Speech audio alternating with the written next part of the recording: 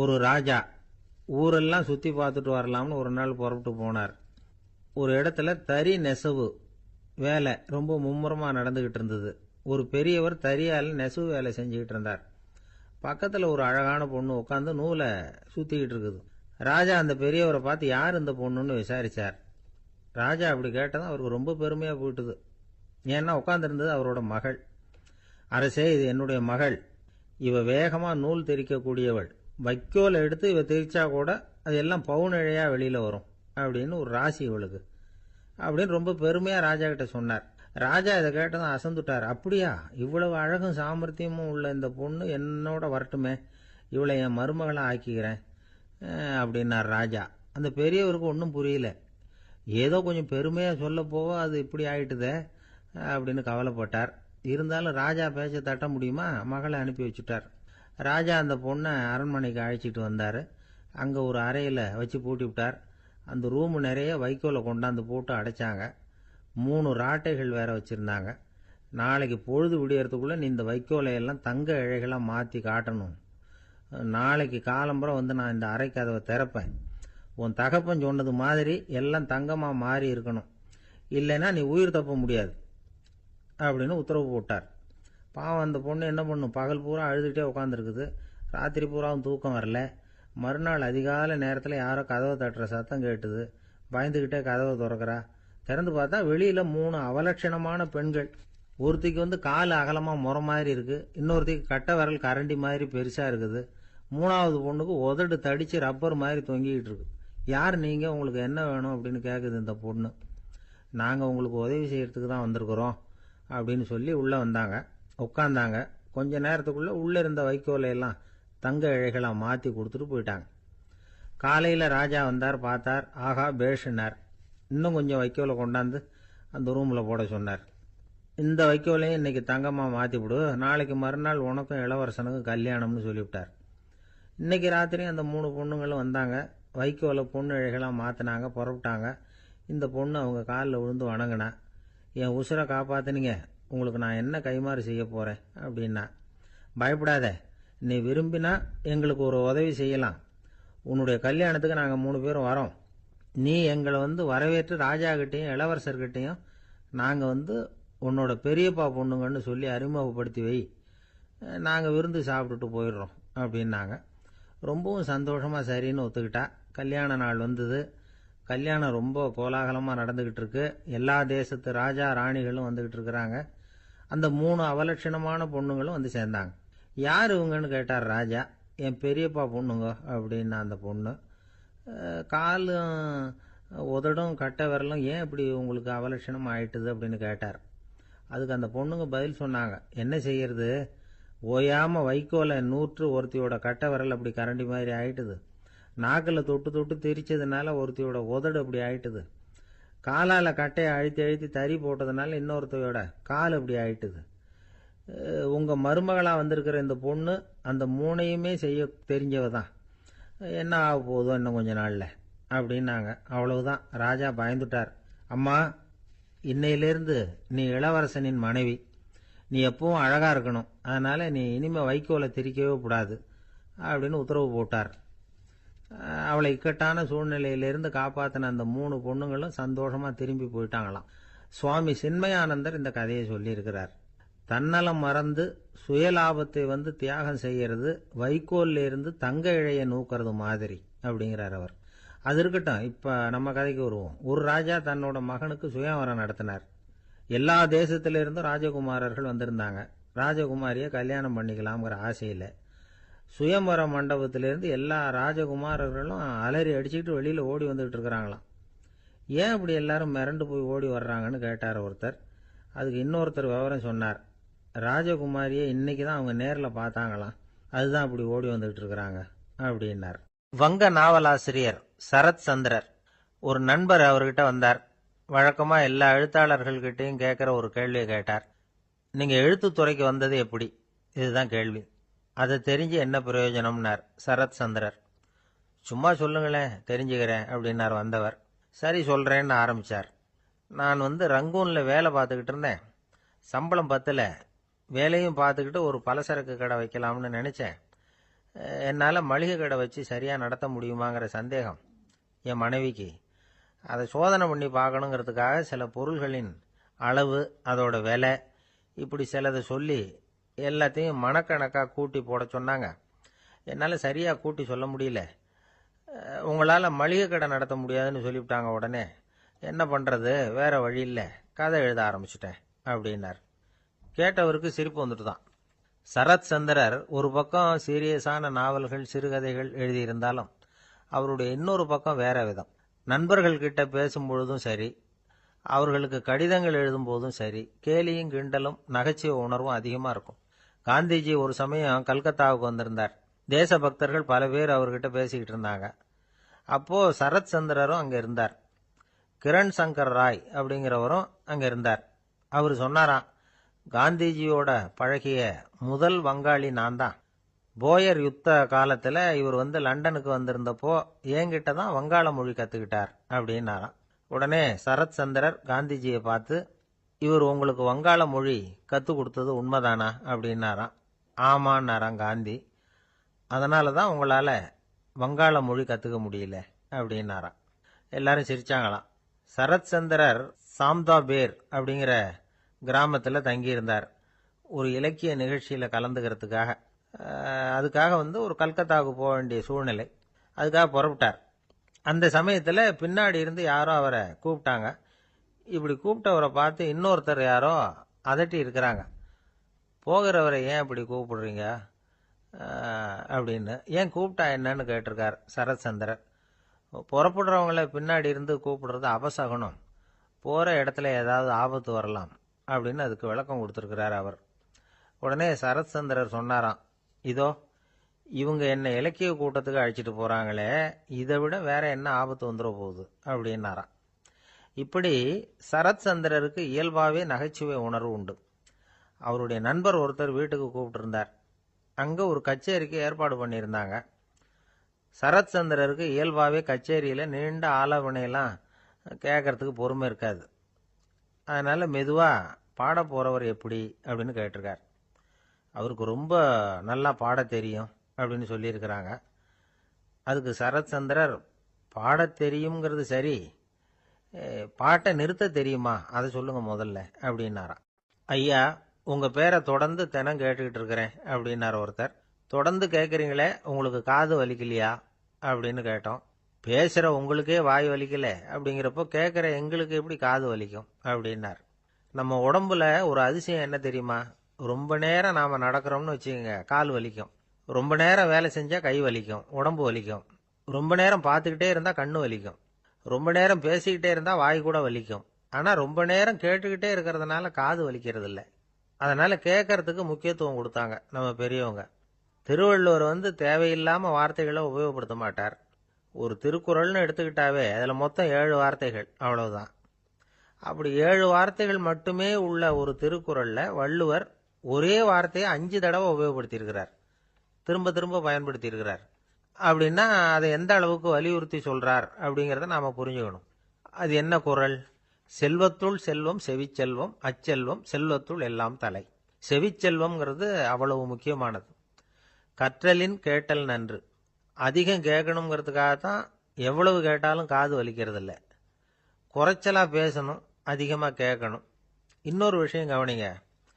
நம்ம உடம்புல கண்ணுக்கு மூடி இருக்குது, எதையாவது நாம் பார்க்க விரும்பலைன்னா உடனே கண்ணை மூடிக்கலாம். நம்ம வாய்க்கு மூடி இருக்குது, பேச விருப்பம் இல்லையா, வாயை மூடிக்கலாம். மூக்குக்கு கூட மூடிக்கிற வசதி இருக்குது, எதையாவது முகர விருப்பம் இல்லையா, மூச்சை அடக்கிக்கலாம். ஆனால் பாருங்க, காதுக்கு மூடி கிடையாது, அதை கையால் தான் மூட முடியும். யார் என்ன சொன்னாலும் அது நல்லதோ கெட்டதோ காதில் விழுந்துக்கிட்டு தான் இருக்கும்.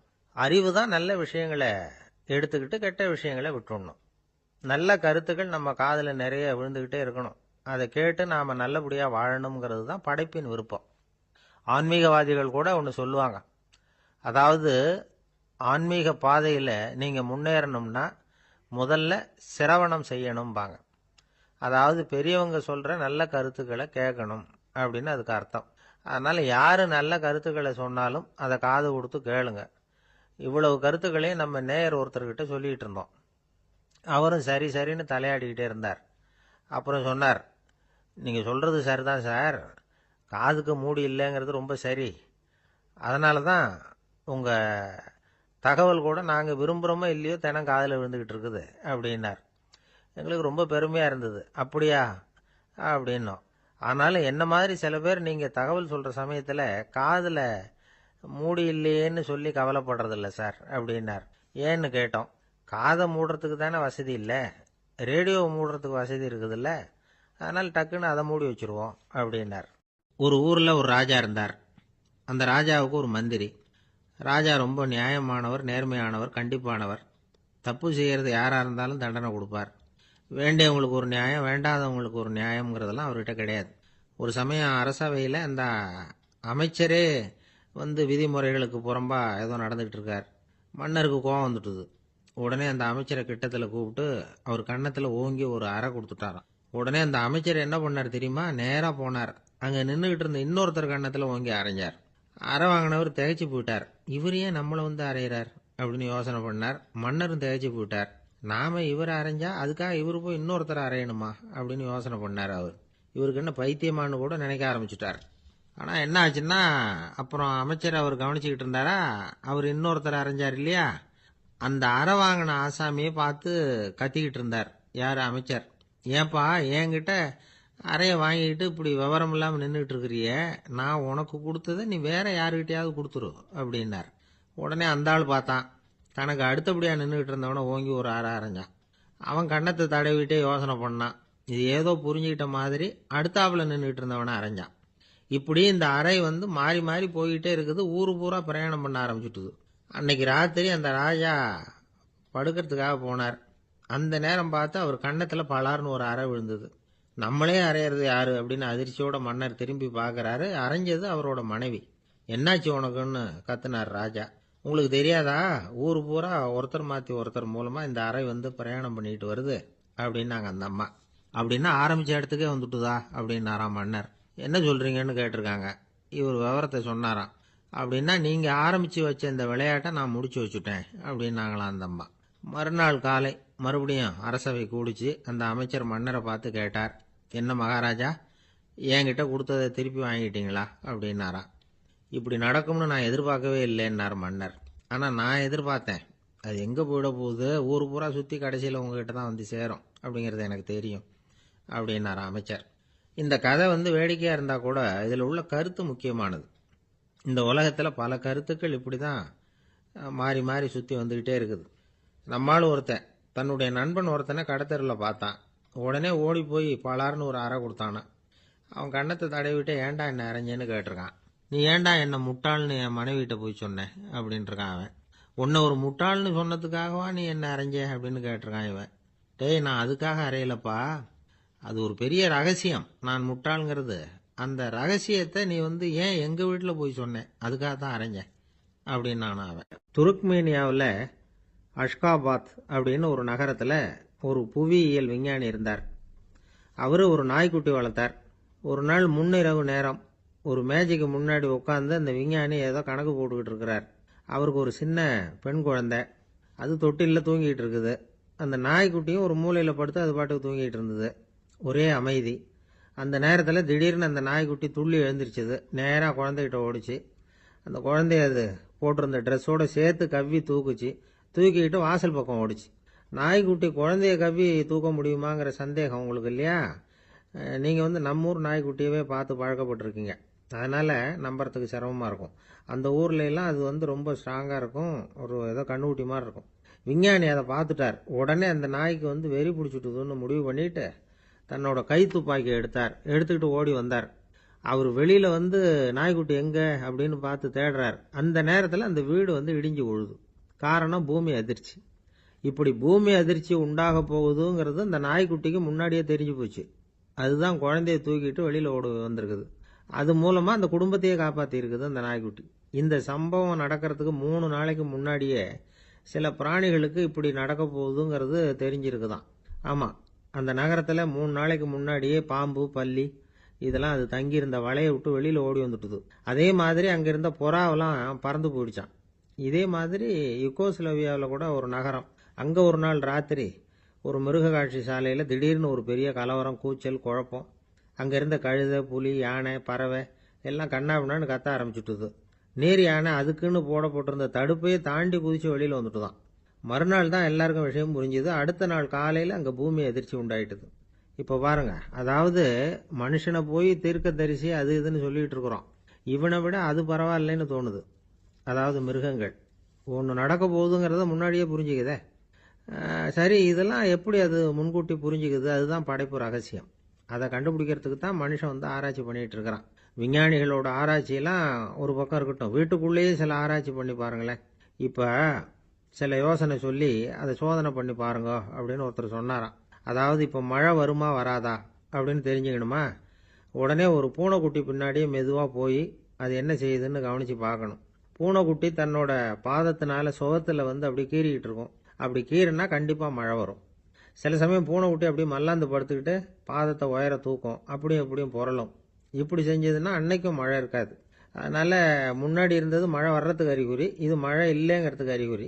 பறவைகள் பிராணிகள் இதுகளோட நடவடிக்கைகளை பார்த்துட்டு அதையெல்லாம் அடிப்படையாக வச்சு தான் காலநிலையை கண்டுபிடிக்கிற கருவிகளை கண்டுபிடிச்சிருக்கிறாங்க. வாத்து இருக்குல்ல, சில சமயம் தன்னோட அழகை தன்னோட இறகுகளில் அப்படியே புதைச்சிக்கும். அப்படி செஞ்சால் குளிர்காலம் வரப்போகுதுன்னு அர்த்தம். பருவநிலை குளிராக மாறப்போகுதுங்கிறதுக்கு இதுதான் அறிகுறி. சிட்டுக்குருவி இருக்குதுல்ல, அதெல்லாம் புழுதியில் உழுந்து புரளும், சிறகுகளை படபடன்னு அடிச்சுக்கும். அப்படி செஞ்சால் மழை வரப்போகுதுன்னு அர்த்தம். ஒன்று மட்டும் நாம் நல்லா தெரிஞ்சுக்கணும், இயற்கையின் சீற்றம்னு சொல்கிறோம் இல்லையா, இயற்கை ஏன் நம்ம மேலே கோவப்படுது? இயற்கையை நாம் அனுசரித்து போகிறதில்ல, அதனால் கோவப்படுது. காடுகளை அழிக்கப்படாது, விலங்குகளை கொல்லக்கூடாது, இயற்கை ஏற்படுத்தி வச்சிருக்கிற சமநிலையை கெடுக்கக்கூடாது. அதை புரிஞ்சுக்கிட்டு வாழ்ந்தோம்னா பூமியும் நடுங்காது, நாமளும் நடுங்க வேண்டிய அவசியம் இருக்காது. ஒருத்தர் இருந்தார், சாராய கடைக்கு போனாராம், நிறைய சாப்பிட்டார். அப்புறம் சொன்னார், இது ரொம்ப அற்புதமான சரக்கு போல இருக்கு, உள்ளே போன உடனே இந்த பூமியே நடுங்கிறது மாதிரி இருக்கு எனக்கு அப்படின்னாராம். இதுக்கு கடைக்காரர் சொல்லியிருக்கார், நீங்கள் சாப்பிட்டது வெறும் பச்சை தண்ணி தாங்க, இப்போ ஏற்பட்டிருக்கிறது நிஜம் பூமி அதிர்ச்சி அப்படின்னாராம். கங்கை கரை தோட்டம் பக்கத்தில் ஒரு ஆசிரமம், அங்கே ஒரு பெரியவர் தங்கியிருக்கிறார். அவர் தான் ராமகிருஷ்ண பரமஹம்சர். அந்த ஆசிரமம் இருந்த இடம் கரக்பூர். வங்காளத்தில் பொதுவாக எல்லாரும் மீன் சாப்பிட்றது உண்டு. கங்கையில் குளிச்சுட்டு கையில் ஒரு மீனோடு வர்றது வழக்கம்.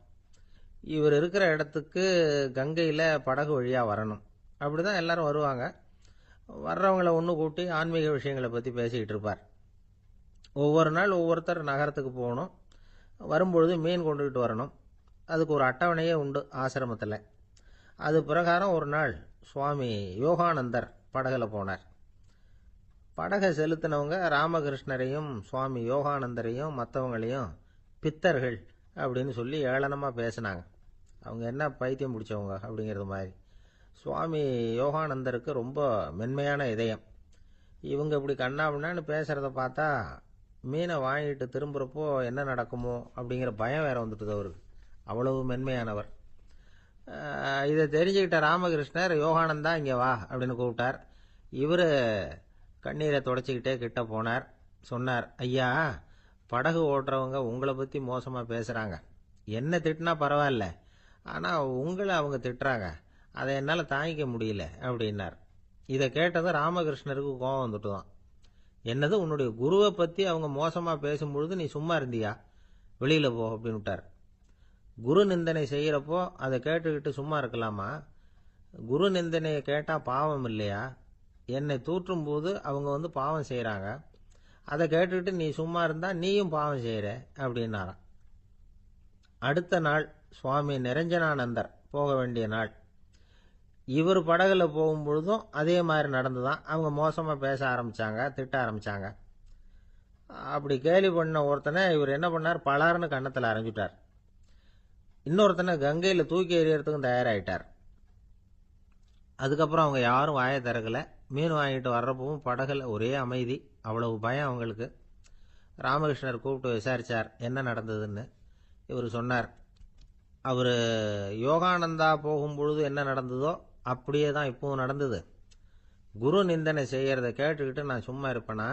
ஒருத்தனை அப்படியே அரைஞ்சுட்டேன், இன்னொருத்தனை ஆற்றுல தூக்கி போட்டுருவேன்னு பயமுறுத்தினேன், அவ்வளவுதான் அப்படின்னாராம். இப்போவும் ராமகிருஷ்ணருக்கு கோபம் வந்துட்டு தான். என்ன இது, அணியறது காஷாயம், இருக்கிறது ஆசிரமம், உனக்கு இவ்வளவு கோபம் வந்ததுன்னா அப்புறம் என்னத்துக்கு ஆசிரமத்தில் இருக்கணும்? பிரம்மச்சாரி எப்பவும் அமைதியாக இருக்கணும் அப்படின்னு அறிவுரை சொன்னாராம் ராமகிருஷ்ணர். அப்போ இவர் கேட்டாராம், ஏங்க அவருக்கு ஒரு விதமான அறிவுரை சொன்னீங்க, எனக்கு வேற விதமா அறிவுரை சொல்றீங்க, இதுல எது உண்மை அப்படின்னு கேட்டிருக்கார்.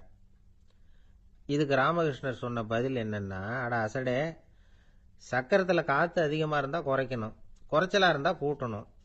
அவன் சாது, அவனுக்கு அதிக உணர்ச்சி தேவை, உனக்கு படபடப்பு அதிகம், உனக்கு பொறுமை தேவை அப்படின்னாராம். இதுல உள்ள கருத்து என்னன்னா, கல்விங்கிறது எப்படின்னா அதை சூழ்நிலைக்கு தகுந்த மாதிரி கற்பிக்கணும். எல்லாருக்கும் ஒரே மாதிரி கற்பிக்க கூடாது. கேட்கிறவர் தகுதி, புரிஞ்சுக்கிற திறமை, இதை பொறுத்து கல்வி அமையணும். ஆரம்ப காலத்தில் ஒரு குரு, அப்போ ஒரு சீடன் இருந்தான். அது வேடிக்கையான குரு, வேடிக்கையான சீடன். ஒரு ஆசிரமம். ஒரு நாள் ஒருத்தன் அவசரமாக அந்த குருவை தேடி வந்திருக்கிறான். என்ன விஷயம்னு விசாரிச்சார் குரு. உங்கள் சீடர் என்னை அடிச்சுட்டார் அப்படின்னு புகார் பண்ணானா அந்த ஆள். குரு சீடனை கூப்பிட்டார். அடிச்சியா இந்த ஆளை அப்படின்னு கேட்டாராம். ஆமான் இருக்கான் சீடன். ஏன் அடிச்சே அப்படின்னு கேட்டாராம்.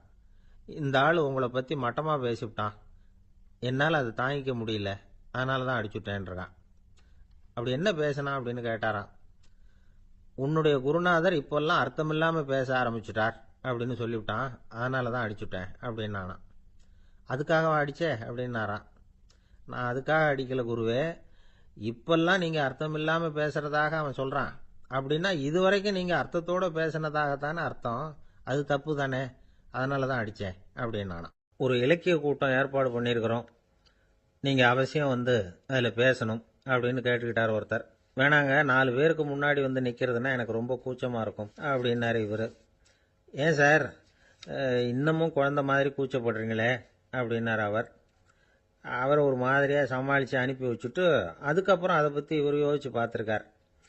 சில நிபுணர்கள் எழுதியிருக்கிறத படித்தும் பார்த்துருக்கிறார். மனோதத்துவ நிபுணர்கள் என்ன சொல்கிறாங்க தெரியுமா? 10லேருந்து 20% குழந்தைகள் பிறக்கிறப்பவே கூச்ச சுபாவம் கொண்டதாக தான் இருக்குதான். ஒரு தாத்தா தன்னோட பேர பிள்ளைய ஆசையாக கூப்பிடுறார் விளையாட்டு காட்ட, அதை அழுதுகிட்டு ஓடி போகுது. ஒரு அம்மா தன்னோட பிள்ளைய பள்ளிக்கூடத்தில் சேர்க்கறதுக்காக கூப்பிட்டுக்கிட்டு போகிறாங்க. அந்த புள்ள அம்மாவோட முந்தானையில் ஒளிஞ்சிக்கிட்டு வெளில வரமாட்டேங்குது. இவங்களெல்லாம் எப்படி சமாளிக்கிறது? குழந்தைகளோட கூச்ச சுபாவத்தை போக்குறது எப்படி? இதுக்கு நிபுணர்கள் சில யோசனைகளை சொல்லியிருக்கிறாங்க. மற்றவங்களுக்கு முன்னாடி என் பையனுக்கு கூச்சம் ரொம்ப அதிகம் சார், மற்றவங்க பார்த்தா ரொம்ப வெக்கப்படுறான், இப்படி சொல்கிற அப்பாக்கள் உண்டு. என் பையன் புது மனுஷால பார்த்தா அட்டையாக ஒட்டிக்குவான் சார் அப்படின்னு சொல்கிற அப்பாக்களும் உண்டு. இப்படிலாம் குழந்தைகளுக்கு முத்திரை குத்துறது ரொம்ப தப்பான். புதுசாக யாராவது வீட்டுக்கு வந்தால் குழந்தை தானாக தன்னோட கூச்சத்தையும் பயத்தையும் போக்கிக்கிட்டு சகஜமாக மாறி வர்றதுக்கு வாய்ப்பு கொடுக்கணுமா. ஒரு கூட்டத்துக்கோ அல்லது சொந்தக்காரங்க கல்யாணத்துக்கோ குழந்தைய அழைச்சிட்டு போகிறீங்க, அங்கே போய் கட்டாயப்படுத்தி குழந்தைய மற்றவங்க கிட்ட பேச சொல்லக்கூடாது. சில சமயம் குழந்தை தானாக தன்னுடைய கூச்ச சுபாவத்தை விட்டு பேசுறதுக்கு முன் வந்தால் அதை பாராட்டணும். குழந்தை கலகலப்பு இல்லாமல் மௌனமாக இருந்ததுன்னா அதையும் கண்டுக்கக்கூடாது. குழந்தை பேச ஆரம்பித்தா அதை ஆர்வத்தோடு கவனிக்க தெரியணும். கலந்து உரையாடுற பழக்கத்தை வீட்லேயே ஆரம்பிக்கலாம். கேட்டதுக்கு பதில் சொல் அப்படின்னு நீங்கள் அதிகாரம் பண்ணிகிட்டு இருக்கக்கூடாது.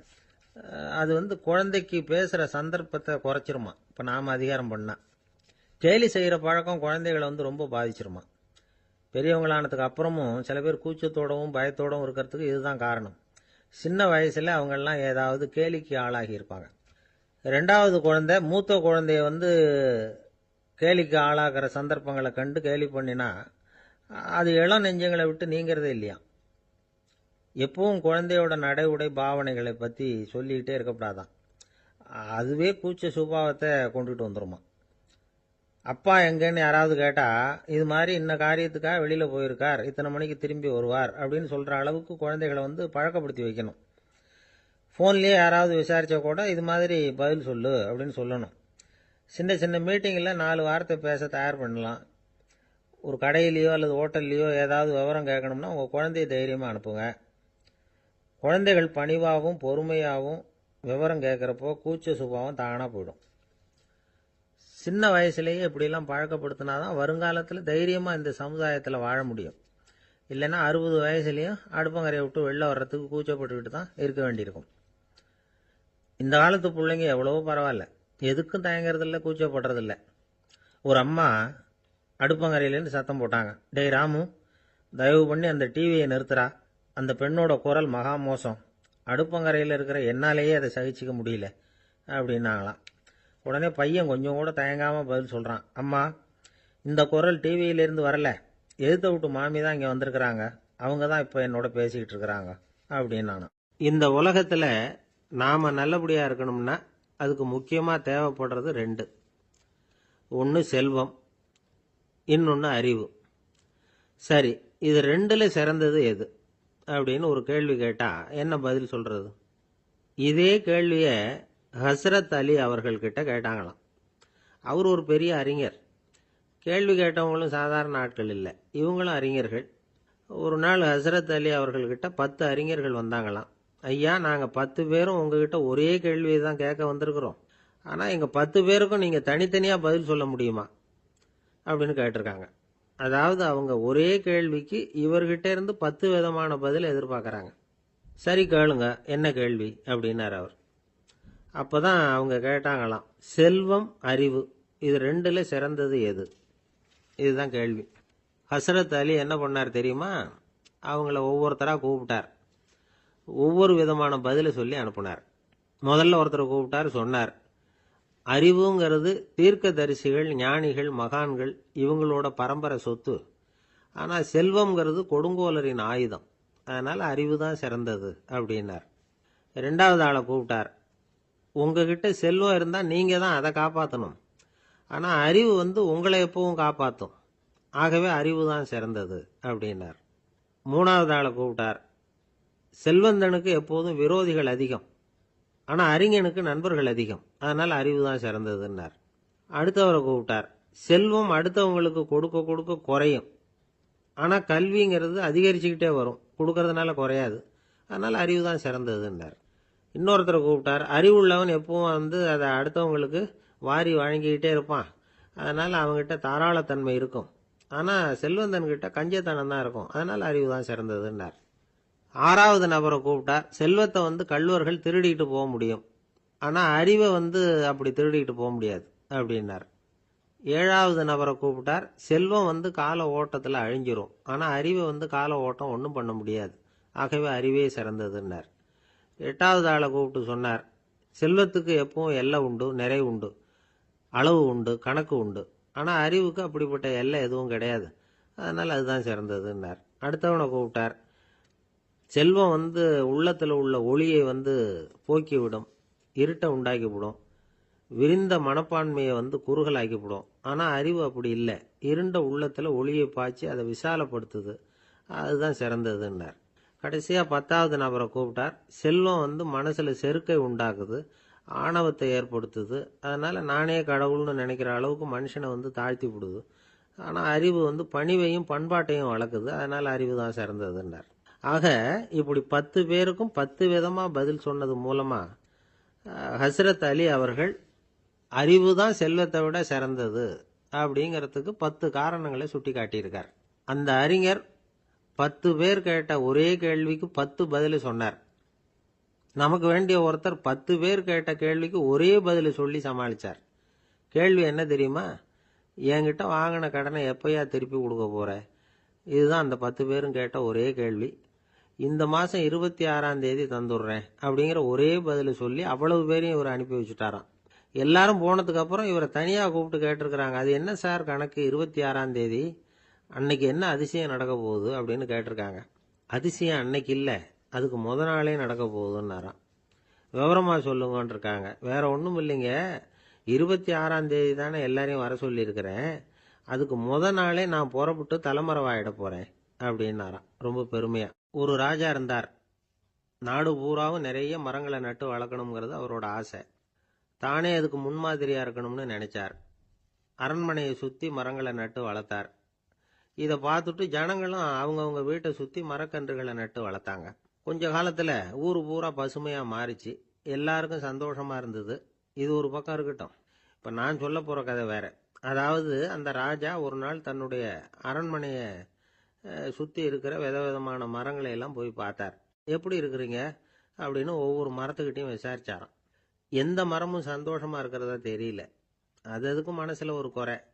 முதல்ல ஆலமரத்துக்கிட்ட போனார். அது சொல்லிச்சு, மண்ணா, நான் நல்லா பெருசாக வளர்ந்துருக்கிறேன், அடர்த்தியாக இருக்கிறேன், கிளையெல்லாம் 4 பக்கமும் நல்லா படர்ந்து தான் இருக்குது. இருந்தாலும் எந்த பிரயோஜனமும் இருக்கிறதா தெரியல எனக்கு. என்னுடைய பழம்லாம் ரொம்ப சின்னதாக இருக்குது, என் கண்ணுக்கு சரியாக புலப்பட மாட்டேங்குது. நான் இருக்கிற சைஸுக்கு என்னுடைய கிளையில் இருக்கிற பழம்லாம் எவ்வளவு பெருசாக இருக்கணும். அது இத்தினூண்டு இருக்கிறது எனக்கு பெரிய அவமானமாக இருக்குது. இப்படி இங்கே நின்றுக்கிட்டு இருக்கிறதே ரொம்ப கூச்சமாக இருக்குது. ஒரு நல்ல புயல் வந்ததுன்னா பேசாமல் சாஞ்சு விடலாமான்னு பார்க்குறேன் அப்படின்னு புலம்புது ஆலமரம். சரி இருக்கட்டும்னு நினச்சிக்கிட்டு ராஜா அடுத்தபடியாக ஒரு அத்தி மரத்துக்கிட்ட போனார். அதுவும் புலம்ப ஆரம்பிச்சுட்டுது. நான் கூட பெரிய மரம் தான், இல்லை இலையெல்லாம் அழகாக தான் இருக்குது, பழம் அழகாக இருக்குது, இருந்தாலும் உள்ள விஷயம் இல்லையே.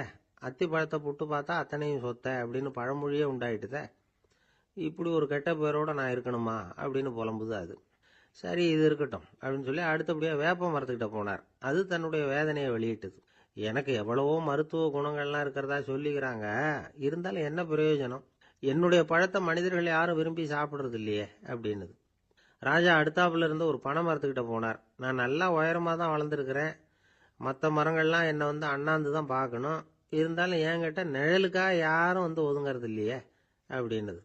என்ன இது எல்லா மரமும் இப்படி திருப்தி இல்லாமல் இருந்துகிட்டு இருக்குதே அப்படின்னு நினச்சிக்கிட்டே ராஜா அடுத்தபடியாக அங்கே இருந்த ஒரு பைன் மரத்துக்கிட்ட போனார். அழகாக உயரமாக பசுமையாக தான் இருந்தது, ஆனால் பழமோ பூவோ கிடையாது. அதை நினச்சி அது வருத்தப்பட்டுக்கிட்டு இருக்குது. ஓக் மரம் அது ஒன்று நின்றுட்டு இருந்தது. அது என்ன சொல்லிச்சுன்னா, இலையுதிர் காலத்தில் என் மேலே இருக்கிற எல்லா இலைகளும் உதிர்ந்து போடுது, முடி கொட்டின மனிதர்கள் மாதிரி மொட்டையாக நான் நிற்க வேண்டியிருக்குது, என்ன வாழ்க்கை இது அப்படின்னு சொல்லி அழுத்துக்கிட்டது. சரி புளிய மரம் என்ன சொல்லுது பார்ப்போம்னு அதுகிட்ட போனால், என்னுடைய நிழலில் யாருமே தங்க மாட்டாங்க, உடம்புக்கு சூடுன்னு ஒதுங்கி போயிடுவாங்க, அடிமரத்தை பார்த்தீங்கன்னா பட்டையெல்லாம் உறிஞ்சி பார்க்கறதுக்கே கேவலமாக இருப்பேன் அப்படின்னுது அது. முருங்கை மரம் என்ன சொல்லிச்சு தெரியுமா, என்னுடைய இலை காயெல்லாம் சாப்பிட்றவங்களுக்கு சத்து கொடுக்கறது வாசவம் தான், ஆனால் என் உடம்புல சத்தே கிடையாது, கொஞ்சம் வேகமாக காற்று அடிச்சதுன்னா முறிஞ்சி விழுந்துடுறேன், என்ன வாழ்க்கை இது அப்படின்னு சொல்லி அது வருத்தப்பட்டது. ராஜா யோசனை பண்ணார், என்ன இது மரங்கள் வந்து பூமியின் வரங்கள்னு சொல்கிறோம், மழை பெய்யறதுக்கு அதுதான் காரணம், பூமி செழிப்பாக இருக்கிறதுக்கும் அதுதான் காரணம், வீடு கட்டுறதுக்கு மரம், நாற்காலி செய்ய உபயோகப்படுத்துறதுக்கும் அதுதான் உபயோகப்படுது, மனுஷனுக்கு வேண்டிய ஆகாரங்களையும் கொடுக்குது, இப்படிலாம் இருந்தும் எல்லா மரமும் நிம்மதி இல்லாமல் இருந்துக்கிட்டு இருக்குதே அப்படின்னு நினைச்சார். அப்போ அங்கே இருந்த ஒரு மகிழ மரம் அவர் கண்ணில் பட்டுது. அந்த மரம் மட்டும் கொஞ்சம் நிம்மதியாக மகிழ்ச்சியாக இருக்கிறது மாதிரி தெரிஞ்சுது. உடனே ராஜா அதுகிட்ட போனார். உனக்கு மனசில் எதுவும் குறை இல்லையான்னு கேட்டார். இல்லை நான் சந்தோஷமாக தான் இருக்கேன்னு அந்த மகிழ மரம். அப்படியான்னு ஆச்சரியமாக கேட்டார் ராஜா. ஆமாம் மன்னா, இந்த இடத்துல நீங்கள் ஒரு முருங்கை மரத்தையோ வேப்ப மரத்தையோ கூட நட்டிருக்கலாம், ஆனால் இந்த இடத்துல நடுறதுக்கு என்ன தேர்ந்தெடுத்துருக்குறீங்க, அதுவே எனக்கு பெருமை, அதுவே எனக்கு திருப்தி அப்படின்னு தான் மகிழ மரம். மகிழ மரம் சாதாரணமாக தான் இருக்கும், இளம் மஞ்சள் நிறத்தில் பூக்கள், அது காய்ந்தும் மனம் வீசும். மகிழ மரம் மாதிரி மன திருப்தியோடு வாழறதுக்கு நாம் கற்றுக்கணுமா. நாம் இந்த உலகத்தில் ஒரு நாயாவோ நரியாவோ கூட பிறந்திருக்கலாம், மனுஷனாக பிறந்திருக்கிறோம், அதுவே பெருமை தானே. இந்த நிறைவு தான் மகிழ்ச்சியின் ரகசியம். ஒரு பையன் அப்பா கிட்ட போய், அப்பா நீங்கள் இந்த உலகத்தில் ஒரு மனுஷனாக பிறந்தது என்னோட அதிர்ஷ்டம் நானா. ஏண்டா அப்படி சொல்கிறேன்னு இருக்கார் அப்பா. நீங்கள் ஒரு கரடியாக பிறந்திருந்தா இந்நேரம் நானும் ஒரு கரடி குட்டியாக தானே இருந்திருப்பேன் அப்படின்னு நானா பையன். பக்தின்னு சொல்கிறோம் இல்லையா, அது வந்து 3 வகைப்படும் அப்படிங்கிறார் ஒரு பெரியவர். அது என்ன 3 வகைன்னா, தெய்வ பக்தி, அடியார்கள் பக்தி, குரு பக்தி. அடியார் பக்தியை விட தெய்வ பக்தியை விட குரு பக்தி தான் ரொம்பவும் சிறந்ததுங்கிறார் அவர். தெய்வத்துக்கிட்ட செஞ்ச பாவம் குருநாதர்கிட்ட தீர்ந்துருமா, குருநாதர்கிட்ட செஞ்ச பாவம் தெய்வத்துக்கிட்ட போனாலும் தீராதான். இப்படி பெரியவங்கெல்லாம் சொல்லி வச்சிருக்கிறாங்க. ஒரு காடு, அங்கே அயோத தௌமியர் அப்படின்னு ஒரு தபோதனர், அவர் பல மாணவர்களை ஒன்றா சேர்த்து ஒரு குருகுலம் நடத்திக்கிட்டு இருக்கிறார். பல தரப்பட்டவங்க பல திறப்பட்டவங்க மாணவர்கள் அதில் சேர்ந்து படிச்சுக்கிட்டு இருக்கிறாங்க. பாஞ்சால ராஜகுமாரன் ஒருத்தனும் அந்த குருகுலத்தில் சேர்ந்து படிச்சுக்கிட்டு இருக்கிறான். அவன் பேர் ஆருணி. பெரிய இடத்து புள்ள, இருந்தாலும் படுப்பில் ரொம்ப கெட்டிக்காரனாக இருந்தான். அவன் தான் அங்கே முதல் மாணவன். ஒரு நாள் குருநாதர் அந்த அரசகுமாரனை கூப்பிட்டார். நம்ம குருகுலத்துக்கு சொந்தமான வயலில் தண்ணீர் பெருகி வெள்ளம் வந்து பயிரை வந்து அழிக்குதான், அதனால் நீ போய் மடையை அடைச்சிட்டு வந்துடும் அப்படின்னார். அந்த அரசகுமாரன் உடனே புறப்பட்டான். குருநாதர் சொல்லிட்டார்ல, உடனே புறப்பட்டான். நான் பெரிய இடத்து பிள்ளையாச்சே, ராஜகுமாரனாச்சே, ரொம்ப செல்வாக்கூட வளர்ந்தவனாச்சே, நான் போய் வயலில் இறங்கி வேலை செய்கிறதா அப்படின்னுலாம் அவன் நினைக்கல. குருநாதர் கட்டளையை நிறைவேற்ற வேண்டியது நம்ம கடமை அப்படின்னு நினச்சான். உடனே ஒரு மண்வெட்டியை தூக்கி தோளில் வச்சுக்கிட்டு புறப்பட்டு போயிட்டான். வயலுக்கு போனான். பார்த்தான், தண்ணி கரையை உடச்சிக்கிட்டு வயலுக்குள்ளே ஏகமாக பாஞ்சிக்கிட்டு இருக்குது. இவன் மண்வெட்டியால் களிமண்ணை புல்லோடு சேர்த்து புல் பத்த மாதிரி வெட்டி வெட்டி போட்டான். இருந்தாலும் மடையை அடைக்க முடியல.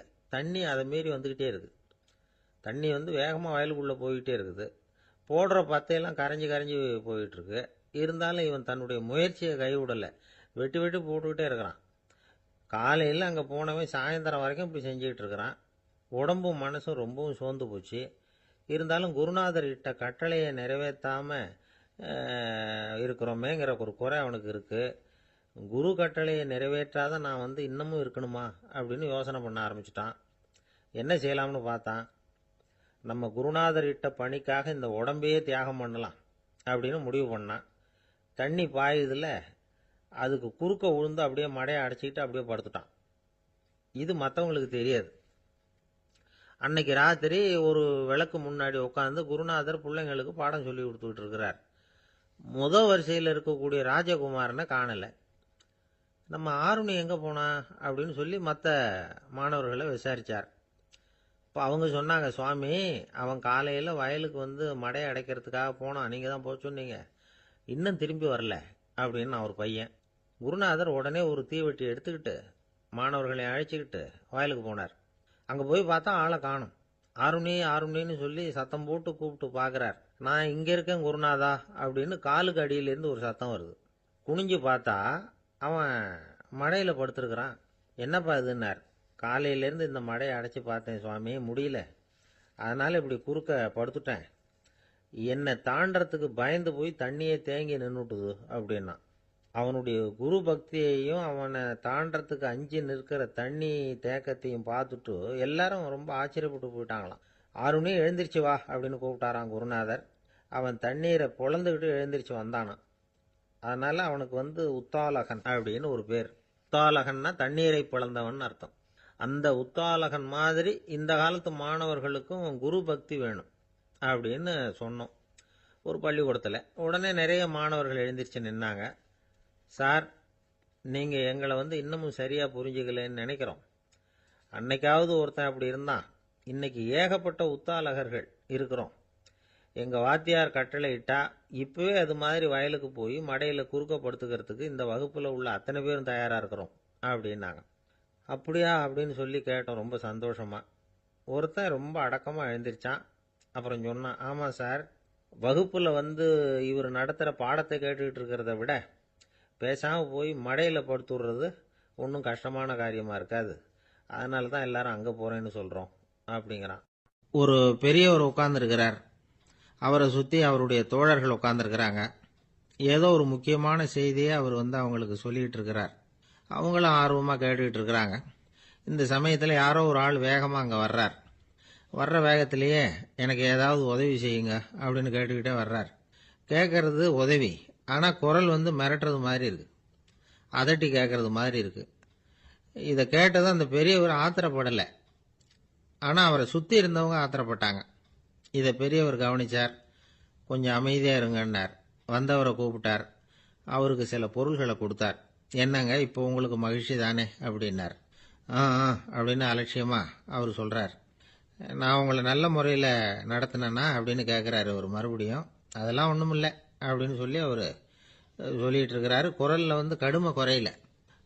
சுற்றி இருந்தவங்களால இதை பொறுத்துக்க முடியல. கோபத்தோடு அவரை நோக்கி நெருங்க ஆரம்பித்தாங்க. பெரியவர் அவங்களையெல்லாம் தடுத்து நிறுத்தினார். வந்தவரை வாங்க என்னோட அப்படின்னு சொல்லி அழைச்சிட்டு போனார். வீட்டுக்கு போனார். அங்கே போனதும் இன்னும் சில பொருள்களை எடுத்து அவர்கிட்ட கொடுத்தார்.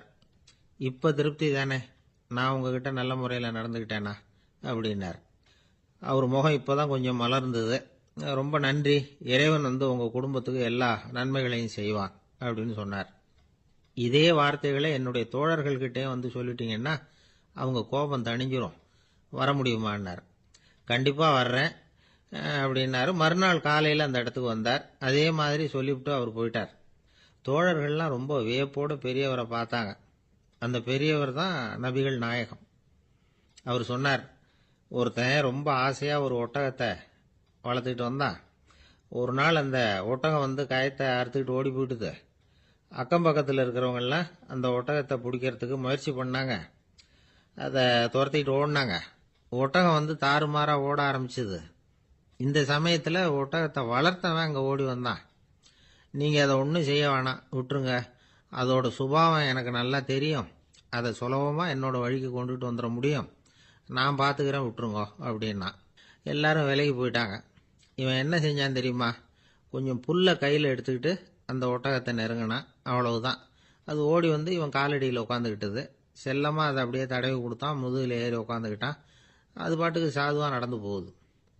இந்த கதையை நபிகள் நாயகம் தம்முடைய தோழர்களுக்கு சொல்றார். ஒட்டகத்தை மட்டும் இல்லை, சில மனிதர்களையும் கூட சில விதத்தில் அணுகிதான் அவர்களை வந்து சீர்திருத்த வேண்டியிருக்குது அப்படிங்கிறத அவங்களுக்கு உணர்த்தினார். இது ஒரு அழகான உளவியல் அணுகுமுறை. சில குடும்ப தலைவர்கள் கூட இந்த ஒட்டகம் மாதிரி நடந்துகிறது உண்டு.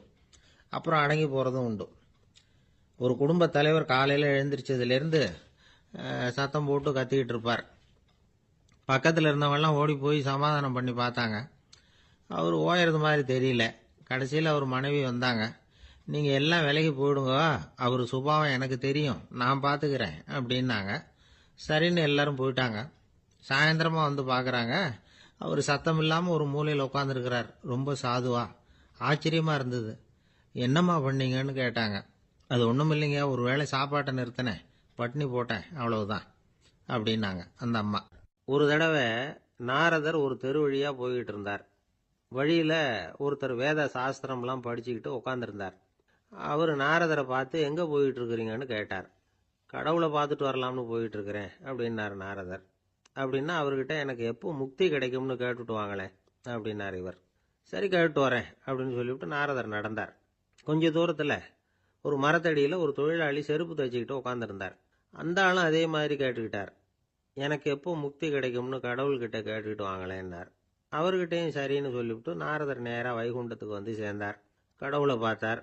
இவங்க ரெண்டு பேரும் சொல்லி அனுப்பின விஷயத்தை பற்றி கேட்டார். அதுக்கு கடவுள் சொன்னார், அந்த செருப்பு தைக்கிற தொழிலாளி உடல் நீத்ததும் உடனே என்னை வந்து அடைவான். ஆனால் அந்த சாஸ்திரம் படித்த ஆள் இப்போதைக்கு என்கிட்ட வந்து சேரமாட்டான். அவன் இன்னமும் பல பிறவிகள் எடுத்து அங்கேயே இருக்க வேண்டியிருக்குது. எப்போ இங்கே வந்து சேருவான்னு எனக்கே தெரியாது அப்படின்னார். நாரதருக்கு இதோட ரகசியம் என்னங்கிறது புரியல. எனக்கு ஒன்றும் புரியலையேன்னாரான் கடவுள்கிட்ட. சீக்கிரம் புரிஞ்சுக்குவேன், நீ திரும்பி போகிறப்போ நான் இங்கே வைகுண்டத்தில் என்ன செஞ்சுக்கிட்டு இருக்கேன்னு கேட்டால், ஒரு ஊசியின் துவாரத்தில் ஒரு யானையை கோத்துக்கிட்டு இருக்கிறேன்னு அவங்கக்கிட்ட சொல்லு அப்படின்னார் கடவுள் சிரிச்சுக்கிட்டே. நாரதர் பூமிக்கு திரும்பினார். கடவுளை பார்த்தீங்களா, எப்படி இருக்கார் அப்படின்னு விசாரித்தார் வேத சாஸ்திரம் படித்தவர். ஓ பகவானா, அவர் வந்து யானையை வந்து ஊசியின் காதில் நுழைச்சிக்கிட்டு இருக்கிறார் பார்த்தேன்னார் நாரதர். ஊசி காதில் யானையா, அது எப்படி முடியும்? நீங்கள் சொல்கிறத நான் நம்ப மாட்டேன்னு விட்டார் அவர். சரி, இந்த ஆளுக்கு இறைவன் பேரில் நம்பிக்கை இல்லை அப்படிங்கிறத நாரதர் புரிஞ்சுக்கிட்டார். அடுத்தபடியாக அந்த தொழிலாளி இருந்த இடத்துக்கு போனார். இறைவனை பார்த்தீங்களான்னு கேட்டார் அவர். பார்த்தேன், ஒரு ஊசி துவாரத்தில் யானையை கோத்துக்கிட்டு இருந்தார் அப்படின்னு சொல்லிவிட்டு நாரதர் அந்த ஆள் முகத்தை கவனித்தார். அந்த தொழிலாளி இதை கேட்டுட்டு கொஞ்சம் கூட ஆச்சரியப்படலை. அவரால் முடியாத காரியம் கூட உண்டானார். என்ன இப்படி சொல்கிற, ஊசியின் துவாரத்தில் யானையை கோக்க முடியும்னு நீ நம்புறியா அப்படின்னு கேட்டார் நாரதர். நிச்சயமாக நம்புறேன்னார் அவர். அது எப்படி அப்படின்னு கேட்டார் இவர். இதை பாருங்க, நான் இந்த ஆலமரத்தடியில் தான் தினமும் உட்காந்துருக்கிறேன். தினமும் இந்த மரத்திலிருந்து எவ்வளவோ பழம் கீழே விழுது. இந்த பழத்தில் இருக்கிற ஒவ்வொரு விதையிலேயும் உள்ள ஒரு ஆலமரம் இருக்குது. ஒரு சின்ன விதைக்குள்ள ஒரு பெரிய ஆலமரம் இருக்க முடியுங்கிறப்ப ஊசி துவாரத்தில் கடவுள் வந்து யானையை நுழைய வச்சாருங்கிறத ஒத்துக்கிறதுல என்ன கஷ்டம் இருக்கு அப்படின்னு ரொம்ப சர்வசாதாரணமாக பதில் சொன்னாராம் அந்த தொழிலாளி. நாரதர் யோசனை பண்ணார். இந்த தொழிலாளி வேத சாஸ்திரங்களையெல்லாம் படிக்கலைன்னா கூட அறிவுபூர்வமாக சிந்திச்சு இறைவனை நம்புகிறான். அதனால தான் கடவுள் இந்த ஆளுக்கு சீக்கிரம் முக்தி கிடைக்கும்னு சொன்னார் அப்படிங்கிறத புரிஞ்சுக்கிட்டாராம். இந்த கதையில் வர்ற கடவுள், நாரதர், வைகுண்டம் இதெல்லாம் ஒரு பக்கம் இருக்கட்டும், ஒரு சின்ன விதைக்குள்ள ஒரு பெரிய ஆலமரம் தூங்கிக்கிட்டு இருக்கு அப்படிங்கிற உண்மை, அந்தரத்தில் 1000 கிரகங்கள் சுற்றிக்கிட்டு இருக்குங்கிற உண்மை, இதெல்லாம் வந்து நாம் பார்த்துக்கிட்டு தானே இருக்கிறோம். இந்த உண்மைகள் வந்து அதிசயமாக நமக்கு தெரியறதுனால அதை வந்து நம்பாமல் இருந்துட முடியாது. இயற்கையை பரிபூர்ணமாக நம்புங்கள், அந்த நம்பிக்கையே நம்ம வாழ்க்கைக்கு ஆதாரம் அப்படிங்கிறத விளக்கறதுக்காக தான் இந்த கதை. இந்த காலத்தில் நம்ம பிள்ளைங்களுக்கெல்லாம் இது மாதிரி நம்பிக்கை அதிகமாகவே இருக்குது. ஒரு நாள் ஒரு சின்ன பையன்கிட்ட கேட்டேன், ஏன்பா கடவுள் ஒரு பானைக்குள்ள ஒரு யானையை நுழைய வச்சுட்டாருன்னு சொன்னா அதை நீ நம்புவியா அப்படின்னு கேட்டோம். நம்புவேன் சார், அது ஒன்றும் பெரிய அதிசயம் இல்லைன்னா. எப்படிறான்னு கேட்டோம். எப்படின்னா அந்த பானை அந்த யானையை விட பெருசா இருந்திருக்கும், அவ்வளவுதான் அப்படின்னு சொல்றான். லோகமானிய பாலகங்காதர திலகர் இருந்தார்ல, அவருக்கு 15 வயசுலயே கல்யாணம் நடந்துதான். மனைவி பேரு தபிபாய். ரொம்ப பெரிய குடும்பத்து பொண்ணு, நல்ல குணம். அவங்க குடும்பம் நடத்திக்கிட்டு இருக்கிறாங்க. அந்த காலத்துல திருடர்கள் பயம் அதிகம். இந்த காலத்துல மட்டும் என்னன்னு கேக்குறீங்களா? நீங்க கேக்குறது நியாயம்தான். இருந்தாலும் இந்த காலத்து திருடனுக்கும் அந்த காலத்து திருடனுக்கும் ஒரு முக்கியமான வித்தியாசம் உண்டு. அதாவது அந்த காலத்து திருடன்லாம் நியாயம் அநியாயம் பாக்குறது உண்டு, இந்த காலத்துல அப்படி பாக்குறது இல்லை. அந்த காலத்துல திருட வர்றவங்கள்ட்ட கூட ஒரு தார்மீக உணர்வு உண்டாம். அதாவது அப்போ உள்ள கொள்ளைக்காரங்க எதை களவாடினாலும் சரி, அரிசியை மட்டும் களவாடுறது இல்லையா, அப்படி ஒரு கொள்கை. அதனால பாருங்க, அந்த காலத்து பெண்கள் நகை நட்டுகளை பத்திரமா வைக்கணும்னா பெட்டியில வைக்கிறது இல்ல, அரிசி பானையில போட்டு வச்சு விடுறது.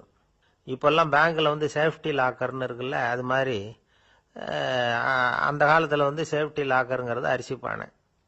வளையல், மூக்குத்தி, தோடு இப்படி எதுவா இருந்தாலும் அதுல போட்டு பத்திரமா வச்சிருவாங்க. திருடன் அரிசி பானை பக்கம் போறதில்ல. ஏன்னா சாப்பிடுற விஷயத்துல கை வைக்கக்கூடாது, அது பாவம் அப்படின்னு அவன் நினைக்கிறான்.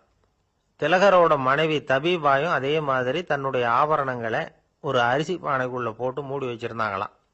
இப்படி இருந்தப்போ ஒரு நாள் ஒரு பிச்சைக்கார பொண்ணு வீடு வீடா பிச்சை கேட்டுக்கிட்டே வந்திருக்குது. திலகர் வீட்டுக்கும் தர்மம் போடுங்க தாயே அப்படின்னு தான் அந்த பொண்ணு. அந்த அம்மா தபிபாய் காதுல இது விழுந்திருக்கு. உடனே கை நிறைய அரிசி அள்ளிட்டு போட்டிருக்கு. பாத்திரத்துல அரிசியை போட்டதுக்கு அப்புறம் தான் தெரியுது, பளிச்சுன்னு கண்ணுல படுது. அதாவது அந்த அம்மாவோட வைர மூக்குத்தி ஒண்ணு அரிசியோட சேர்ந்து அந்த பிச்சைக்கார பொண்ணு பாத்திரத்துல போய் விழுந்துட்டுது. இந்த அம்மாவுக்கு மனசுக்குள்ள குழப்பம், என்ன இப்படி ஆயிட்டுதே, மூக்குத்தி போயிட்டுதே, பிச்சை பாத்திரத்துல இருந்து அதை எப்படி எடுக்கிறது அப்படின்னு தயக்கம். வாயை திறந்து அதை கேட்கறதுக்கும் கூச்சம். திண்ணையில உட்கார்ந்து இருந்த திலகர் இவ்வளவையும் பார்த்துக்கிட்டு இருக்கிறார். மனைவியின் மனசுக்குள்ள நடக்கிற மௌன போராட்டத்தை அவர் நல்லா புரிஞ்சுக்கிட்டாராம். மனைவியை பார்த்து சொன்னாராம், தபிபாய், இது தெய்வ சம்மதம். அவளுக்கு சேர வேண்டிய மூக்குத்தி அவகிட்ட போயிட்டுது. பிச்சை பாத்திரத்துல விழுந்த மூக்குத்தியை எடுக்க வேணாம் அப்படின்னாராம். சரின்னு சொல்லிவிட்டு மேற்கொண்டு எதுவும் சொல்லாம அந்த அம்மா வீட்டுக்குள்ள போயிட்டாங்களாம். இந்த காலத்துல எல்லாம் அது மாதிரி நடக்குமா? வெறும் அரிசியை போட்டுட்டு விவகாரம் பண்ணிட்டு இருக்க மாட்டோமா? ஒரு பெரிய மனுஷன் வீட்டுக்கு ஒரு பிச்சைக்காரன் வந்தான். ஐயா, நாங்க பிச்சைக்காரங்கள்லாம் சேர்ந்து ஒரு சங்கம் வச்சிருக்கிறோம், அதுக்கு நிதி சேர்க்கிறோம், அதுக்கு ஒரு 100 ரூபா கொடுத்தீங்கன்னா எங்களுக்கு பெரிய உதவியா இருக்கும் அப்படின்னு. அதெல்லாம் ஒன்றும் கொடுக்க முடியாது போ அப்படின்னாராம் அவரு. அப்படின்னா ஒரு 50 ரூபாயாவது கொடுங்களேன் அப்படின்னு இருக்கான். அதுவும் முடியாதுன்னு சொல்லிவிட்டார். 25 ரூபா அப்படின்னு இருக்கான். எதுவும் முடியாது அப்படின்னாராம். சரிங்க, இவ்வளவு பெரிய வீட்டுக்கு வெறுங்கையோட திரும்புறது நல்லா இருக்காது, அதனால சும்மா ஒரு 1 ரூபா மட்டுமாவது கொடுங்க அப்படின்னு இருக்கான் அவன். 1 பைசா கூட என்கிட்ட கிடையாது அப்படின்னு விட்டாரான் இவர். அப்படின்னா நீங்க ஒரு காரியம் பண்ணுங்களேன் அப்படின்னு அவன். என்ன செய்யணும் அப்படின்னு இருக்கார். எங்க சங்கத்துல நீங்களும் ஒரு மெம்பரா சேர்ந்துருங்க அப்படின்னா. ஒரு ஊர்ல ஒரு இளைஞன் இருந்தான். ஒரு நாள் அவன் ஒரு குருவை தேடிட்டு புறப்பட்டான். ஊரை விட்டு வெளியில போனான். போகிற வழியில ஒரு காடு. அந்த காட்டுல ஒரு மரத்தடியில ஒரு பெரியவர் உட்கார்ந்துருக்கிறார். அமைதியா மௌனமா அவர் அமர்ந்திருக்கிறார். இந்த பெரியவரை விசாரிக்கலாம், குருவை தேடி கண்டுபிடிக்கிறதுக்கு இவர் ஏதாவது ஒரு வழி சொல்லி கொடுப்பார் அப்படின்னு நினைச்சுக்கிட்டு அவர் நெருங்கினான். ஐயா, எனக்கு ஒரு குரு தேவை, எங்க கிடைப்பார், அவரை எப்படி அடையாளம் கண்டுபிடிக்கிறது, அதை பத்தி ஏதாவது விவரம் சொன்னீங்கன்னா நான் கண்டுபிடிச்சுக்குவேன் அப்படின்ட்டு பெரியவர் நிமிர்ந்து பார்த்தார். தம்பி, அது ரொம்ப சுலபம். அவர் வயசானவரா இருப்பார், என்னை விட சுமார் 30 வயசு அதிகமா இருக்கும். அவர் ஒரு மரத்தடியில் தான் உட்காந்துருப்பார் அப்படின்ட்டுருக்கான். சரிங்க பெரியவரே, அது என்ன மாதிரியான மரம், எப்படி இருக்கும் அப்படின்னு கேட்டிருக்கான். பெரியவர் அந்த விவரங்களையும் சொல்லியிருக்கிறாரு. அது மட்டும் இல்லை, சந்திக்கிற நாள், நேரம், வினாடி முதற்கொண்டு எல்லா விவரங்களையும் துல்லியமாக சொன்னாராம். இவ்வளவு விவரங்களை இவரால் எப்படி சொல்ல முடியுது அப்படின்னு இவனுக்கு ஆச்சரியம். இருந்தாலும் அந்த பெரியவர் கடைசியாக ஒரு விவரம் சொன்னார். அது என்ன தெரியுமா, எப்படியும் நீ அவரை சந்திக்கிறதுக்கு ஒரு 30 வருஷம் ஆகும் அப்படின்னு சொல்லிவிட்டாராம். ரொம்ப நன்றிங்க பெரியவரே அப்படின்னு சொல்லிவிட்டு அந்த இளைஞன் புறப்பட்டுருக்கான். இப்போ அவனுக்கு குரு பத்தின விவரம் எல்லாம் கிடைச்சிட்டுது, சந்திக்கிற நேரமும் தெரிஞ்சுட்டுது. ஆனா 30 வருஷம் அவரை தேடி அலைய வேண்டியிருக்குமே. அவன் தேட ஆரம்பிச்சான். காடு மலை எல்லாம் சுத்தி அலைஞ்சான். பல வருஷங்கள் தேடினான், அழுத்து போயிட்டான். கடைசியில் அவனுக்கும் வயசாயிட்டுது. கடைசியில் தன்னுடைய சொந்த ஊருக்கே திரும்பி போய்கிட்டு இருந்தான். அங்கே ஒரு மரத்தடியில் அவன் தேடிக்கிட்டு இருந்த குருநாதர் கிடைச்சார். யார் அவருன்னா, 30 வருஷத்துக்கு முன்னாடி வழி சொல்லி கொடுத்தாருல அதே பெரியவர். அவருக்கு இப்போ 30 வயசு அதிகமாக இருந்தது. அதே மரம். அன்னைக்கு பெரியவர் சொன்ன அடையாளம் இப்போ பொருத்தமாக இருந்தது. இப்போ அந்த பெரியவர் சொன்னார், சரியாக வந்து சேர்ந்துட்ட, வா, உனக்காக தான் நான் இவ்வளவு காலமும் காத்துக்கிட்டு இருந்தேன் அப்படின்னாராம். என்ன சொல்கிறீங்கன்னு இருக்கான். 30 வருஷத்துக்கு முன்னாடி என்கிட்ட வந்தியே, அப்போவே என் காலம் வந்து முடிஞ்சு போயிருந்தது. அப்போவே என்ன உனக்கு அடையாளம் தெரியல, அதனால் இவ்வளவு காலம் உனக்காக காத்துட்டு இருக்கும்படி ஆயிட்டுது அப்படின்னாராம். ஐயா, அப்போவே நீங்கள் சொல்லியிருக்கலாமே, இதுதான் 30 வருஷம் கழித்து நீ சந்திக்க போகிற இடம், நான் தான் உன்னுடைய குரு அப்படின்னு சொல்லியிருக்கலாமே அப்படின்ட்டுருக்கான். அந்த பெரியவர் சிரிச்சுக்கிட்டே இதுக்கு பதில் சொன்னாராம், நான் எவ்வளவோ விவரமாக தான் சொன்னேன், நீ சரியாக புரிஞ்சிக்கல. காரணம், அப்போ நீ போதுமான அளவுக்கு பக்குவம் பெற்றிருக்கவில்லை. அதனால் புரியும் சக்தி இல்லாமல் போயிட்டுதப்போ 30 ஆண்டு காலம் நீ அலைஞ்சி தெரிஞ்சிருக்கிற. அது காரணமாக இப்போ உனக்கு அந்த பக்குவம் வந்துட்டுது. அதனால தான் அடையாளம் காண முடிஞ்சது, நானே உன்னுடைய குரு அப்படின்னாராம். இதிலிருந்து என்ன தெரியுதுன்னா, ஆன்மீகத்தில் மாணவனாக சேர்றதுக்கு கூட ஒரு பக்குவத்தன்மை தேவைப்படுது. ஒரு பெரிய ஞானி, அவர்கிட்ட சீடனாக இருக்க ஒருத்தன் வந்தான், எதிரில் நின்னான். ஞானி அவனை வெகு நேரம் உற்று பார்த்தார். அப்புறம் சொன்னார், சீடனாக இருக்கிறது ரொம்ப சிரமம்னார். நான் தயாராக இருக்கிறேன்னா. அது இன்னமும் சிரமமாச்சே, இங்கே வந்து குருவாக இருக்கிறது மட்டுமே சுலபம் அப்படின்னாராம். அப்படின்னா நான் குருவாகவே ஆயிடுறேன் அப்படின்னானா. இது போலவே இந்த காலத்தில் கதை ஒன்று உண்டு.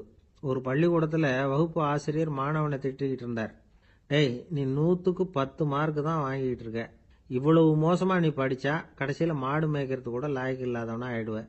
அதுக்கப்புறம் என்ன செய்ய போகிறேன் அப்படின்னாராம். பையன் தலையை சொரிஞ்சிக்கிட்டே சொன்னானா, சார் அப்படின்னா ஒன்று செய்கிறேன் அப்படின்னானா. இவர் கேட்டிருக்கார், என்ன செய்ய போகிறேன்னு.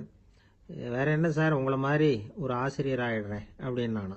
இமயமலை அடிவாரத்தில் ஒரு மடம். அங்கே ஒரு சன்னியாசி இருந்தார். அவர்கிட்ட ஒருத்தர் வந்தார். சுவாமி, ஆசையை உதற நினைக்கிறேன், முடியல, ஒட்டிக்கிட்டே வருது அப்படின்னாராம். இப்படி உட்கார, ஒரு கதை சொல்கிறேன் அப்படின்னு சொல்லி அவர் சொல்ல ஆரம்பித்தாராம். அவர் சொன்ன கதை என்னன்னா, ஒரு ஊரில் ஒரு ஆள் இருந்தான். அவன் பேர் குப்புசாமி. அவன்கிட்ட எப்பவும் ஒரு பழைய தொப்பி இருக்கும், விடவே மாட்டான். அதனால் அவனை எல்லாரும் தொப்பி சாமி அப்படின்னு தான் கூப்பிடுறது வழக்கம். ஒரு புது தொப்பி வாங்கிக்கப்படாதாப்பா அப்படின்னு நண்பர்கள்லாம் சொல்லி பார்த்தாங்க. பணத்துக்கு எங்கே போவேன் அப்படின்னு விட்டானான். பணம் வச்சிருக்கான், செலவு பண்ண மனசு வரல, மகா கஞ்சன். பழைய பாட்டில்கள்லாம் வாங்கி விற்றுக்கிட்டு இருந்தான். அப்படி ஒரு தடவை பழைய கண்ணாடி சாமான்களை ஏலத்தில் எடுத்தப்போ அதில் ஒரு அருமையான சென்ட்டு பாட்டில் கிடச்சிது. உடனே ஒரு ஐடியா பண்ணான். அந்த சென்ட்டை வந்து சின்ன சின்ன பாட்டில்களில் அடைச்சி ஜன்னல் ஓரமாக அடுக்கி வச்சுட்டான். அதை விற்றா நிறைய பணம் கிடைக்குமே, அதனால். இதுக்கு இடையில் ஒரு நாள் அவன் வந்து அப்படியே உட்காந்துருந்தான். அந்த நேரம் நண்பன் வந்தான். ஏண்டா, உன் பழைய தொப்பியை மாற்றப்படாதா, ஊரில் எல்லாரும் கேலி பேசுகிறாங்களே உன்னை தொப்பி சாமின்னு அப்படின்னு சொல்லி கேட்டிருக்கான். இந்த சென்ட்டு பாட்டில் விற்றதும் பணம் வரும், அதுக்கப்புறம் பார்க்கலாம் அப்படின்னு நானா. இவன், சரி வா, நீச்சல் குளத்துக்கு போயிட்டு வருவோம் அப்படின்னு கூப்பிட்டுருக்கான் நண்பன். 2 பேரும் போனாங்க. அதே நேரம் அந்த ஊர் நீதிபதியும் அங்கே குளிக்க வந்தாராம். அவர்கிட்ட இருந்தது விலை வசந்த ஒரு புது தொப்பி. அதை அங்கே இருந்த ஸ்டாண்டில் மாட்டிவிட்டு குளிக்க போனார். இதுக்கிடையில் குப்புசாமி குளிச்சுட்டு வந்தான். அவனுடைய பழைய தொப்பியை காணலை. அந்த புது தொப்பியை பார்த்தா இது நண்பனுடைய வேலை தான் அப்படிங்கிறதாக புரிஞ்சுக்கிட்டு அதை எடுத்து மாட்டிட்டு வந்துட்டான். நீதிபதி குளிச்சுட்டு வந்து பார்க்குறாரு, தொப்பியை காணும். போலீஸில் புகார் கொடுத்தார். அவங்க வந்து தேடினாங்க. ஒரு மூலையில் பழைய தொப்பி கிடச்சிது. அடடா, இது நம்ம குப்புசாமியோட தொப்பி இல்லையா அப்படின்னு நானா ஒருத்தன். உடனே அவன் வீட்டுக்கு தேடிட்டு போயிருக்காங்க. அங்கே போய் பார்த்தா புது தொப்பி அங்கே இருக்குது. உடனே அவனுக்கு 1000 ரூபாய் அபராதம் போட்டாங்களாம். அவன் பணத்தை கட்டிவிட்டு ரொம்ப எரிச்சலோடு வீட்டுக்கு வந்தான். பழைய தொப்பி கண்ணில் பட்டது. மறுபடியும், உன்னால தானே எனக்கு 1000 ரூபா நஷ்டம் அப்படின்னு சொல்லி அதை எடுத்துக்கிட்டு அப்படி போயிருக்கான்.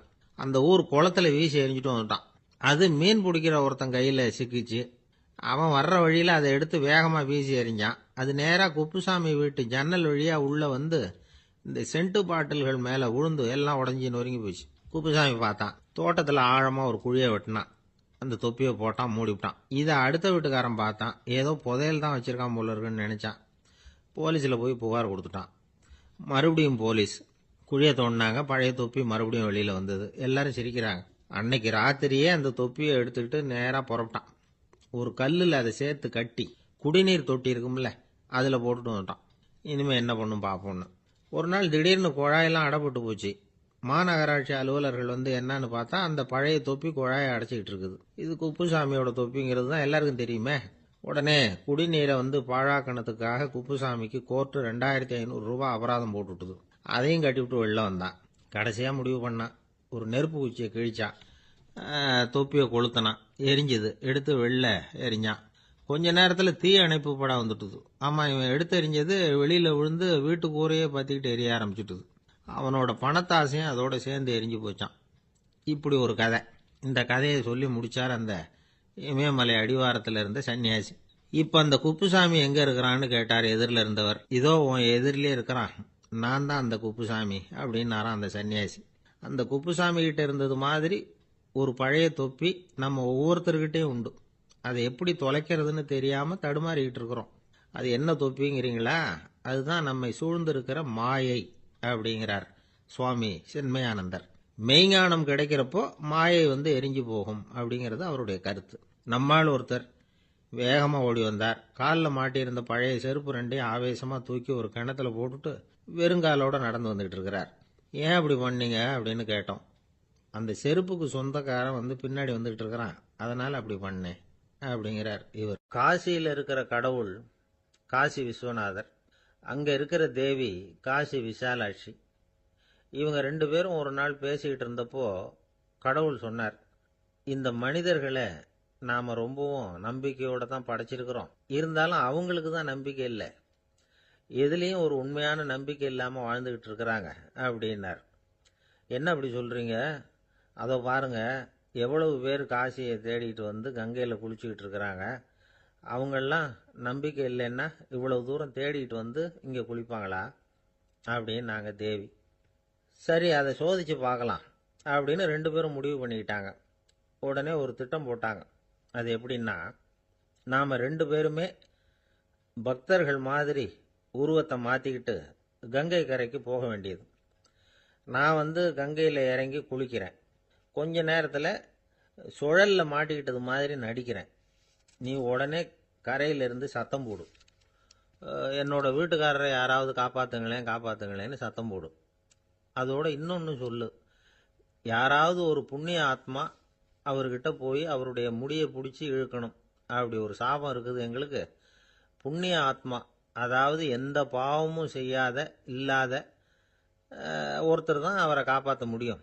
அப்படிப்பட்டவங்க யாராவது வெள்ளத்தில் குதிச்சு என்னுடைய கணவரை காப்பாற்றுங்கோ அப்படின்னு நீ சத்தம் போடு, கூச்சல் போடு, என்ன நடக்குதுன்னு பார்க்கலாம் அப்படின்னார் கடவுள். சரின்னு சொல்லி 2 பேருமா சாதாரண பக்தர்கள் மாதிரி கங்கை கரைக்கு சேர்ந்தாங்க. அவர் இறங்கி குளித்தார்.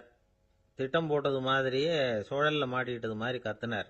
கரையில் இருந்த அந்த அம்மா, ஐயோ என் கணவரை காப்பாற்றுங்களேன், யாராவது காப்பாற்றுங்களேன்னு கத்துனாங்க. பல பேர் ஓடி வந்தாங்க. உடனே இவங்க, பாவம் இல்லாத புண்ணிய ஆத்மா ஒருத்தரால் தான் என்னுடைய கணவர் காப்பாற்றப்படணுங்கிறது விதி, அப்படி ஒரு சாபம் இருக்குது, அதனால் புண்ணிய ஆத்மா யாராவது அவர்கிட்ட போய் அவர் முடியை பிடிச்சி தூக்குனா அவரை காப்பாற்றி போடலாம் அப்படின்னாங்க. இவங்க இப்படி சொன்னதும் எல்லாரும் திகைச்சு போய் நின்றுட்டாங்க. ஒவ்வொருத்தருக்கும் அவங்க செஞ்ச பாவம்லாம் ஒவ்வொன்றா ஞாபகத்துக்கு வர ஆரம்பிச்சுட்டுது. சரி, இதுக்கு நாம லாயக்கு இல்லை அப்படின்னு சொல்லி ஒதுங்கி போக ஆரம்பிச்சிட்டாங்க எல்லாம். இந்த சமயத்தில் யாரோ ஒருத்தர் வேகமாக ஓடி வந்தார். ஆற்றுல குதிச்சார். அவர்கிட்ட போனார், முடியை பிடிச்சார், தூக்குனார், அவரை காப்பாற்றி கரைக்கு கொண்டுட்டு வந்துட்டார். அப்படி காப்பாற்றின அந்த ஆளை இவங்க 2 பேரும் தனியாக கூப்பிட்டுக்கிட்டு ஒரு மண்டபத்துக்கு வந்துட்டாங்க. விசாரிக்கிறாங்க. நீ யாரப்பா அப்படின்னு கேட்குறாங்க. ஏதும் தெரியாத மாதிரி. நான் இந்த ஊர் அன்ன சத்திரத்தில் வேலை செய்கிற ஒரு சமையல்காரன் அப்படிங்கிறார். நீ கங்கையில் குளிக்கிறது உண்டான்னு கேட்டிருக்காங்க. நான் இந்த ஊர்லேயே தான் இருக்கிறேன், இருந்தாலும் தினமும் கங்கையில் குளிக்கிறது இல்லை, எப்பாவது ஒரு நாள் அங்கே குளிப்பேன் அப்படின்னார். கங்கையில் மூழ்கி எழுந்திரிச்சா பாவம்லாம் தொலையும்னு சொல்கிறாங்க. அப்படி இருக்கிறப்போ அங்கே இன்னைக்கு கங்கையில் குளிச்சுக்கிட்டு இருக்கிறவங்கெல்லாம் தங்களை புண்ணிய ஆத்மாவா நினைக்கல. கங்கையில் குளிக்காத நீ உன்னை புண்ணிய ஆத்மாவா நினச்சி என்னை காப்பாற்ற வந்திருக்கிற, அது எப்படி அப்படின்னு கேட்டார். அதுக்கு அந்த ஆள் சொல்கிறான், கங்கையில் குதிச்சதுக்கு அப்புறம் தானே உங்களை காப்பாற்ற போகிறோம். அப்படி குதிக்கும் பொழுது என்னுடைய பாவம்லாம் போயிருக்கும்ல, நான் புண்ணிய ஆத்மாவா ஆயிருப்பேனே, அதனால தான் துணிஞ்சு உங்களை காப்பாற்றினேன் அப்படின்னா. கடவுளும் தேவியும் அவனுக்கு காட்சி கொடுத்தாங்களாம். இப்படி ஒரு கதை உண்டு. அதாவது கங்கையில் குளிச்சுக்கிட்டு இருக்கிறவங்களுக்கே தங்களுடைய பாவம் போகுங்கிற நம்பிக்கை பரிபூர்ணமா இல்லை. குளிக்காத ஒருத்தனுக்கு அந்த நம்பிக்கை இருந்தது. அதனால அவனால் கடவுளை பார்க்க முடிஞ்சது. கடவுளை நாமளும் பார்க்க முடியுமா முடியாதா அப்படிங்கிற குழப்பம்லாம் நமக்கு வேண்டியதில்லை. நம்பிக்கையோடு வாழணுங்கிற உண்மையை மட்டும் இந்த கதையிலேருந்து புரிஞ்சுக்கிட்டா போதும்.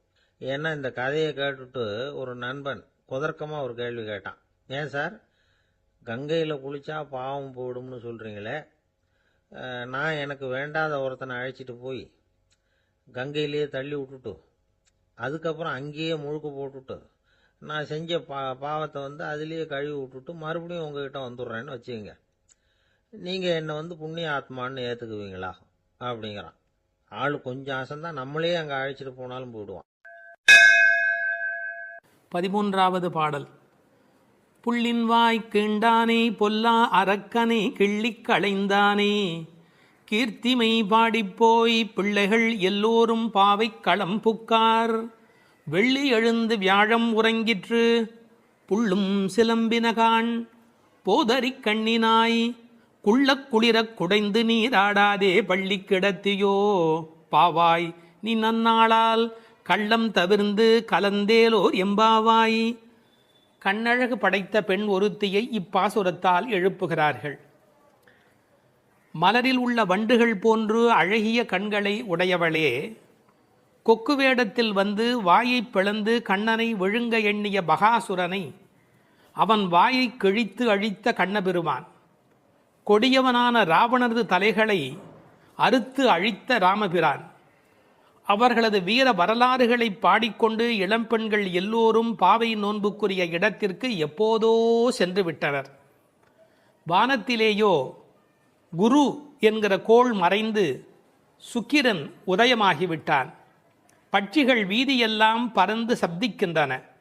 இந்த மார்கழி விடியல் விடியும் முன்பே உடல் நன்கு குளிரும்படி மடுவில் குடைந்து குடைந்து நீராட வேண்டாமா? இன்னும் படுக்கையில் சுருண்டு கிடக்கலாமா? நல்ல நாளும் அதுவுமாக இப்படி இருக்கிறாயே, அப்படி உனக்கு என்ன தனிய அனுபவம்? உன் மனதில் உள்ள கள்ளத்தனத்தை விடுத்து எங்களோடு சேர்ந்து வா என்று அழைக்கிறார்கள். இதை ரசமாக அனுபவிக்கிறவர்கள் முதல் பாடலிலே மனத்துக்கினியான் என்று ராமனை பேசிவிட்டதால் இந்த ஆயர்பாடிக்குள்ளே ஒரு பெரிய விவாத கோலாகலம் ஏற்பட்டு விட்டதாம். அதாவது சர்ச்சை. அது யாரடா அது? கண்ணனுடைய ஊரிலே ராமனுடைய கதையை பேசி கொண்டிருக்கிறார்களே என்று சில பேர், சில ஆயர்கள் கோபப்படவும், ஏன் அப்படி பேசக்கூடாதா என்று சில பேர் மறுபடியும் எதிர்ப்பக்கம் விவாதிக்கவும், ஒரு பட்டிமண்டபத்தை போலவே ஒரு விவாதம் அங்கு தொடங்கிவிட்டது என்று அனுபவிப்பார்கள். ஏனென்றால் இந்த பாடல் எப்படி வருகிறது? புள்ளின்வாய் கீண்டானி என்று கண்ணபெருமான் பகாசுரனை அழித்த கதையை சொல்லி பிறகு பொல்லா அரக்கனை கிள்ளி களைந்தானே என்று ராமாவதார கதையையும் சேர்த்து பேசுகிறார்கள். அதை எப்படி சொல்லுகிறார்கள்? கண்ணனுடைய ஸ்தலத்தில் ராமனுடைய கதையா என்று ஒருவர் கேட்க, ஏன் முன்பு ராமனை பாடிய காலத்திலே நாம் கண்ணனை சேர்த்து பாடியது இல்லையா? அந்த காரணமாக வருக வருக வருக இங்கே வாமன நம்பி வருக, கரிய குடல் செவ்வவாய் முகத்து என் காகுத்த நம்பி வருக என்று ஆண்டாளே பாடியிருக்கிறாளே.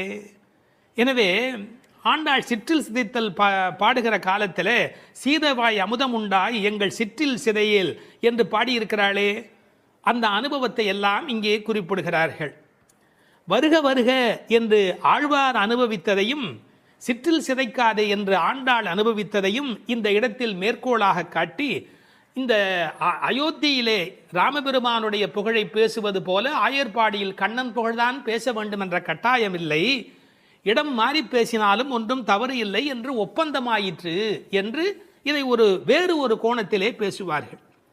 தீவிர பற்று உடையவர்கள் எப்போதும் இது போன்ற பிரச்சனைகளில் ஈடுபடுவது என்பது தவிர்க்க முடியாதது.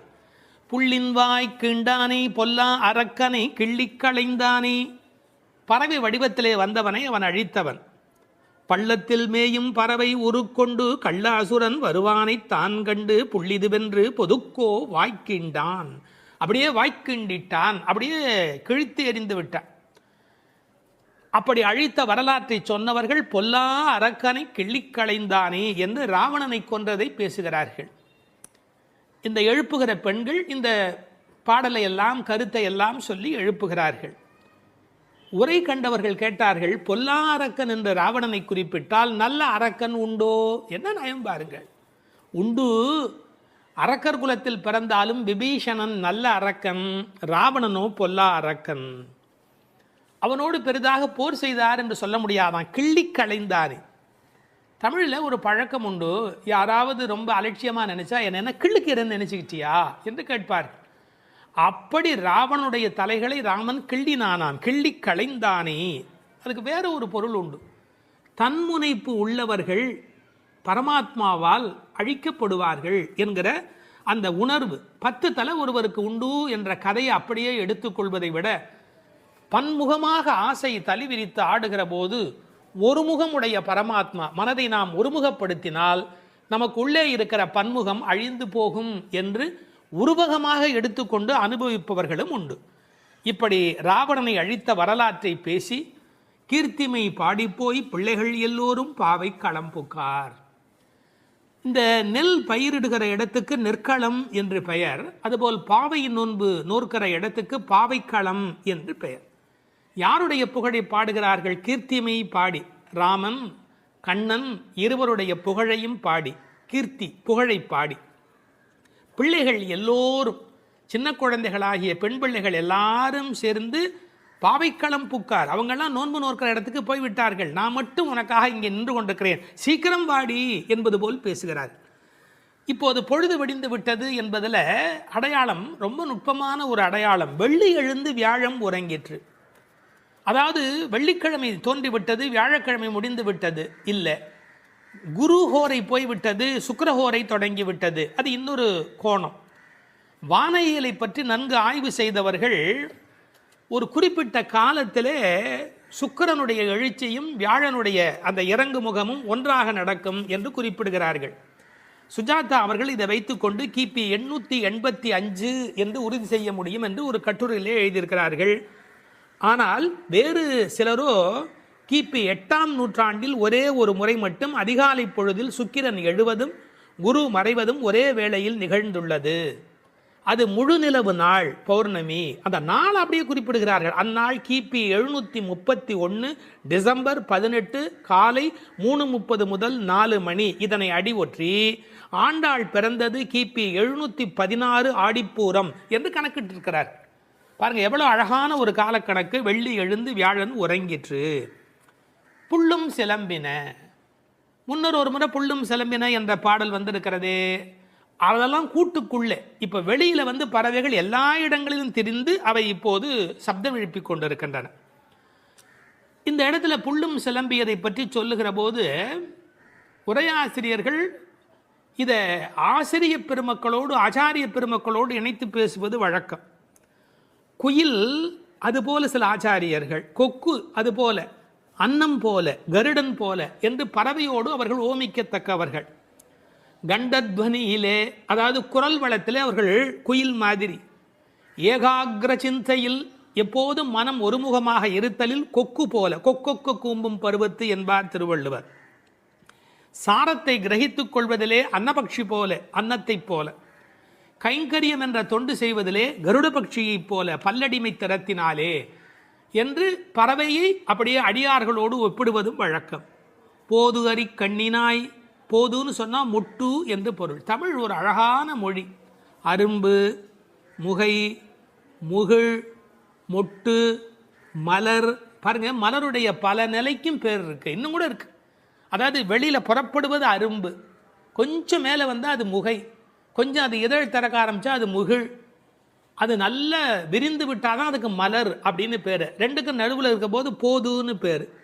அந்த போது அது போன்ற கண்களை உடையவள். அதில் வண்டு உட்கார்ந்திருப்பதை போன்ற கண். ஐயா, வெள்ளையாக கண்ணில் ஒரு பகுதி இருக்குது, கருப்பாக ஒரு பகுதி இருக்குது. அது வெள்ளையாக இருக்கிற மலர், அதன் மேலே கருப்பாக இருக்கிற வண்டு உட்கார்ந்திருக்கிற தன்மையினை போதறி கண்ணினாய் என்ற ஓமையாக குறிப்பிட்டார்கள். குளிக்கிறது எப்படி குளிக்கணுமா? குள்ள குளிர குடைந்து நீர் ஆடு. அப்படி ஆடாதே, பள்ளிக்கிடத்தியோ பாவாய் நீ. இந்த பெண்ணம்பெரிய அப்படிங்கிற ஒரு சொல்லாட்சி உண்டு. அதுபோல குள்ள குளிர என்ற வார்த்தையை பயன்படுத்தினார்கள். நல்லா முங்கி குளிக்க வேணும், குடைந்து நீராட வேண்டும். ஆற்றில் குளத்தில் கிணற்றில் இருந்து நீர் வளம் இருக்கிற இயற்கையை புதுப்பிக்கின்ற அந்த அழகான மழைக்கு பிறகு அந்த குளிக்கிற சுகத்தை இந்த வரியிலேயே கொண்டு வருகிறாள். குள்ள குளிர குடைந்து நீராடாதே பள்ளி கிடத்தியோ பாவாய் நீ நன்னாளால். எல்லா நாளுமே நல்ல நாள் தான். ஆனால் இன்றைக்கு கண்ணனுக்கு நாம் பார்க்க போகிற நாள், ஊருக்கு நலம் செய்கிற நாள், உனக்கு நன்மையான நாள். அப்படி இருக்கும்போது நீ படுத்து கிடக்கிறாயே, பள்ளி அறையிலேயே படுத்து கிடப்பவருக்கு பள்ளி கொண்ட பெருமாளை பார்க்கிற பாக்கியம் கிடைக்குமா? அவனை பருகும் சுகம் உனக்கு எப்படி வாய்க்கும்? கள்ளம் தவிர்ந்து கலந்தேலோர் எம்பாவாய். நீ மட்டும் தனியாக மனசில் அனுபவிக்கிறியா? அந்த திருட்டுத்தனத்தை விட்டுடு. கள்ளம் தவிர்ந்து தனியாக அனுபவிக்காதே, கலந்து ஏலோர் எம்பாவாய். இறைவனை எல்லோரும் சேர்ந்து அனுபவிப்பதே சுகம் என்று இந்த பாசுரத்தால் அவர்கள் விளக்கி காட்டுகிறார்கள். திருப்பாவை 11ஆம் பாட்டு. கற்றுக்கரவை கணங்கள் பல கறந்து செற்றார் திரளழியச் சென்று செரு செய்யும் குற்றமொன்று இல்லாத கோவலர்தம் பொற்கொடியே புற்றரவு அல்குல் புனமையிலே போதராய். சுற்றத்து தோழிமார் எல்லாரும் வந்து நின் முற்றம் புகுந்து முகில் வண்ணன் பேர் பாட சிற்றாதே பேசாதே செல்வப் பெண்டாட்டினி எற்றுக்கு உறங்கும் பொருளேலோர் எம்பாவாய். கண்ணனை எண்ணி நோற்காமல் அவன்தான் நம்மை எண்ணி நோற்று இங்கு வரட்டுமே என்று எண்ணி எல்லாவற்றிலும் சிறந்தவளான ஒரு பெண், பக்தி பெண் இந்த பாசுரத்தில் எழுப்பப்படுகிறாள். எல்லாமே கன்றுகள் போல இளமையான பசுக்கூட்டங்கள், பலவற்றை கறப்பதில் ஈடுபட்டு உள்ளவர்கள் இந்த கோபாலர்கள். பகைவர்கள் வந்துவிட்டால் அவர்கள் இருக்கும் இடத்திற்கு சென்று அவர்களது திறமை அழியும்படி போர் புரிய வல்ல குற்றமற்ற போர் வீரர்களை பெற்ற ஆயர் குலத்திலிருந்து வந்த பொன்கொடி போன்றவள் இந்த பெண். புற்றிலே உள்ள நாகத்தின் படம் போன்ற மறைவிடத்தையும் காட்டில் உலவும் மயில் போன்ற சாயலையும் உடையவளே, எழுந்து வா. நமது ஆயர்குடி பெண்கள் எல்லோரும் உன் வீட்டு முற்றத்திலே கூடி மேக நிறமுடைய கண்ணனது திருப்பெயர்களை கூறி பாடி மகிழ்கிறோம். நீயோ அசைவதே இல்லை, வாய் திறந்து பேசுவதும் இல்லை. அப்படி என்ன பெரும் செல்வமடி உனக்கு? இந்த உறக்கத்தில் உனக்கு என்ன அவ்வளவு ஈடுபாடு? எழுந்து வா என வெளியில் உள்ள பெண்கள் உள்ளே உறங்கும் பெண்ணை எழுப்புவதாக அமைந்துள்ள பாடல். இவர்கள் யாரை எழுப்புகிறார்கள்? 3 அடையாளங்கள். கோவலர்தம் பொற்கொடியே, புற்றரவு அல்குல் புனமையிலே, செல்வப் பெண்டாட்டி என்று உள்ளே இருக்கிற பெண் சிறப்பிக்கப்படுகிறார். கோபாலர் என்பது தமிழிலே கோவலர் என்று எழுதுவது வழக்கம். அந்த குலத்தின் தங்க கொடி ஸ்வர்ணலதா. ஸ்வர்ணலதா என்ற வடமொழி சொல்லுக்கு பொற்கொடி என்பது தமிழிலே மொழிபெயர்ப்பு. இவள் ரொம்ப செல்வாக்கு மிக்கவள், பேரழகி. இந்த கோவலர் என்பதை அழகான வித்தியாசமான பல பொருள் சொல்வது வழக்கம். கோ பலர், அதாவது வாக்கிலே வல்லவர் என்று கூட ஒரு பொருள் சொல்வார்கள். கோ அலர், தங்களை தலைவனாக நினைத்ததே அல்ல, கண்ணனுக்கு அடிமையாக மட்டுமே தன்னை நினைத்து கொண்டிருக்கிறவர்கள். இவள் அவர்கள் வீட்டு ஒரு கொடி, கொழுங்கொடி, கொழுகொம்பு தேடுகிற ஒரு கொடி. கோல் தேடி ஓடும் கொழுந்ததே போன்று மால் தேடி ஓடும் மனத்தள் ஆவிக்கோர் பற்று கொம்பு, இதெல்லாம் ஆழ்வார் திருவாக்கு. இவள் மனம் எப்போதும் கண்ணபெருமானை நோக்கி போய்கொண்டிருக்கும். ஒரு கொழுகொம்பாகிய இறைவனை தேடி போவதாலே இவள் கொடி, ஆனால் பொற்கொடி. அடுத்த வார்த்தை அவளுடைய மறைவிடத்தை குறித்து பேசுகிறார்கள். புற்றரவு அல்குல் புனமையிலே, இது தமிழிலே ரொம்ப இயற்கை. அதில் என்ன ஒரு குறிப்பு இருக்கிறது என்றால், பாம்பு புற்றிலே ஒடுங்கிவிடும், அதுபோல் இவளுக்கு ஒடுக்கமான இடை என்பதை நாம் இந்த இடத்தில் புரிந்து கொள்ள வேணும். பெண்ணுக்கு இடை எப்படி இருக்க வேணும்? பொய்யோ எனும் இடையாளொடும் இளையானொடும் போனான், கம்பனுடைய வாக்கு. சீத்தையினுடைய இடை உண்டா இல்லையா என்று எல்லோரும் சர்ச்சை செய்கிற இடை என்று எழுதினார். இந்த புற்றரவு அல்குல் என்பதை கொஞ்சம் விளக்கம் சொல்லுகிற ஆச்சாரியர்கள் அது மறைந்திருப்பதையும், குளிர்ச்சி, பாம்பு புற்றுக்குள் மறைந்திருக்கும், புற்றுக்குள்ளே எப்போதும் வெப்பம் குறைவாக இருக்கும். நான் ஒரு குறிப்பு படித்தேன், 23 டிகிரி செல்சியஸ் அந்த சூட்டில் தான் உள்ளே இருக்குமா பாம்பு குடியிருப்பதற்கு விரும்புமா. ஏர் கண்டிஷன் ரூமில் இருக்கிற மாதிரி அந்த குளிர்ச்சி இருந்தால்தான் அது அங்கே இருக்குமா. அதுபோல இந்த பெண்ணின் மறைவிடத்தையும் அவர்கள் குளிர்ச்சி மிக்கது என்று பாடுகிறார்கள். ஆனால் புற்றரவு அல்குல் என்பதை தத்துவார்த்தமாக எடுக்கிற போது ஞானபக்தி மிக்க என்று அதற்கு வேறு இறை பொருள் கொண்டு சொல்லுவது வழக்கம். அடுத்த வார்த்தை புனமயிலே போதராய். மயில் என்று சொன்னால் போராதா, ஏன் புனமயில் என்று சொல்ல வேணும்? நீங்கள் என்னதான் வளர்த்தாலும் ஒரு மிருகக்காட்சி சாலையில் இருக்கிற மயில் அதில் ஒரு வளப்பம் இருக்காது. காட்டிலே இயற்கையோடு இயற்கையாக ஆடிக்கொண்டிருக்கிற மயில் இருக்கு, செழிப்பாக இருக்கும். காட்டு மயில், புனம்னா காடு, காட்டிலே இருக்கிற மயில். வளர்ப்பு மயிலுக்கு இல்லாத அழகு காட்டில் இருக்கிற மயிலுக்கு வனப்பு மயில். அது கண்ணுக்கு மிகவும் இனிமை தருவது மயில். கருங்கண் தோகை மயில் பீலி அணிந்து, கண்ணபெருமான் மயிலை விரும்புகிறவன், அதான் தலைமையிலேயே சூடிக்கொண்டிருக்கிறான். எனவே இவளை விரும்புவதற்கான வாய்ப்பு அதிகம். இன்னொரு கோணத்தில் பிரதிவாதி பயங்கரம் சுவாமிகள் ஒரு அருமையான கருத்து சொல்வார்கள். ஆச்சாரியனை குறித்து அவர்கள் எல்லா பாடலுமே ஆச்சாரியனோடு தொடர்பு படுத்தி பேசியிருக்கிற ஒரு பேச்சு, அற்புதமான பேச்சு அது. அந்த மயிலுக்கும் ஆச்சாரியனுக்கும் என்ன தொடர்பு என்று அனுபவிக்கிறார்கள். ஆனந்தம் வந்து விட்டால் மயில் தோகை விரிக்கும். ஆச்சாரியனும் அப்படித்தான், ஆனந்தம் வந்து விட்டால் தன்னுடைய வாக்கில் விஸ்தாரமாக பல பொருள்கள் சொல்ல தொடங்கி விடுவார். மயிலுக்கு விஷப்பூச்சிகள் அண்டாது, அதுபோல் ஆச்சாரியனிடத்திலே தீய சக்திகள் சேராது. மயில் பீலி கண்ணன் தலைமையிலே இருக்கும்.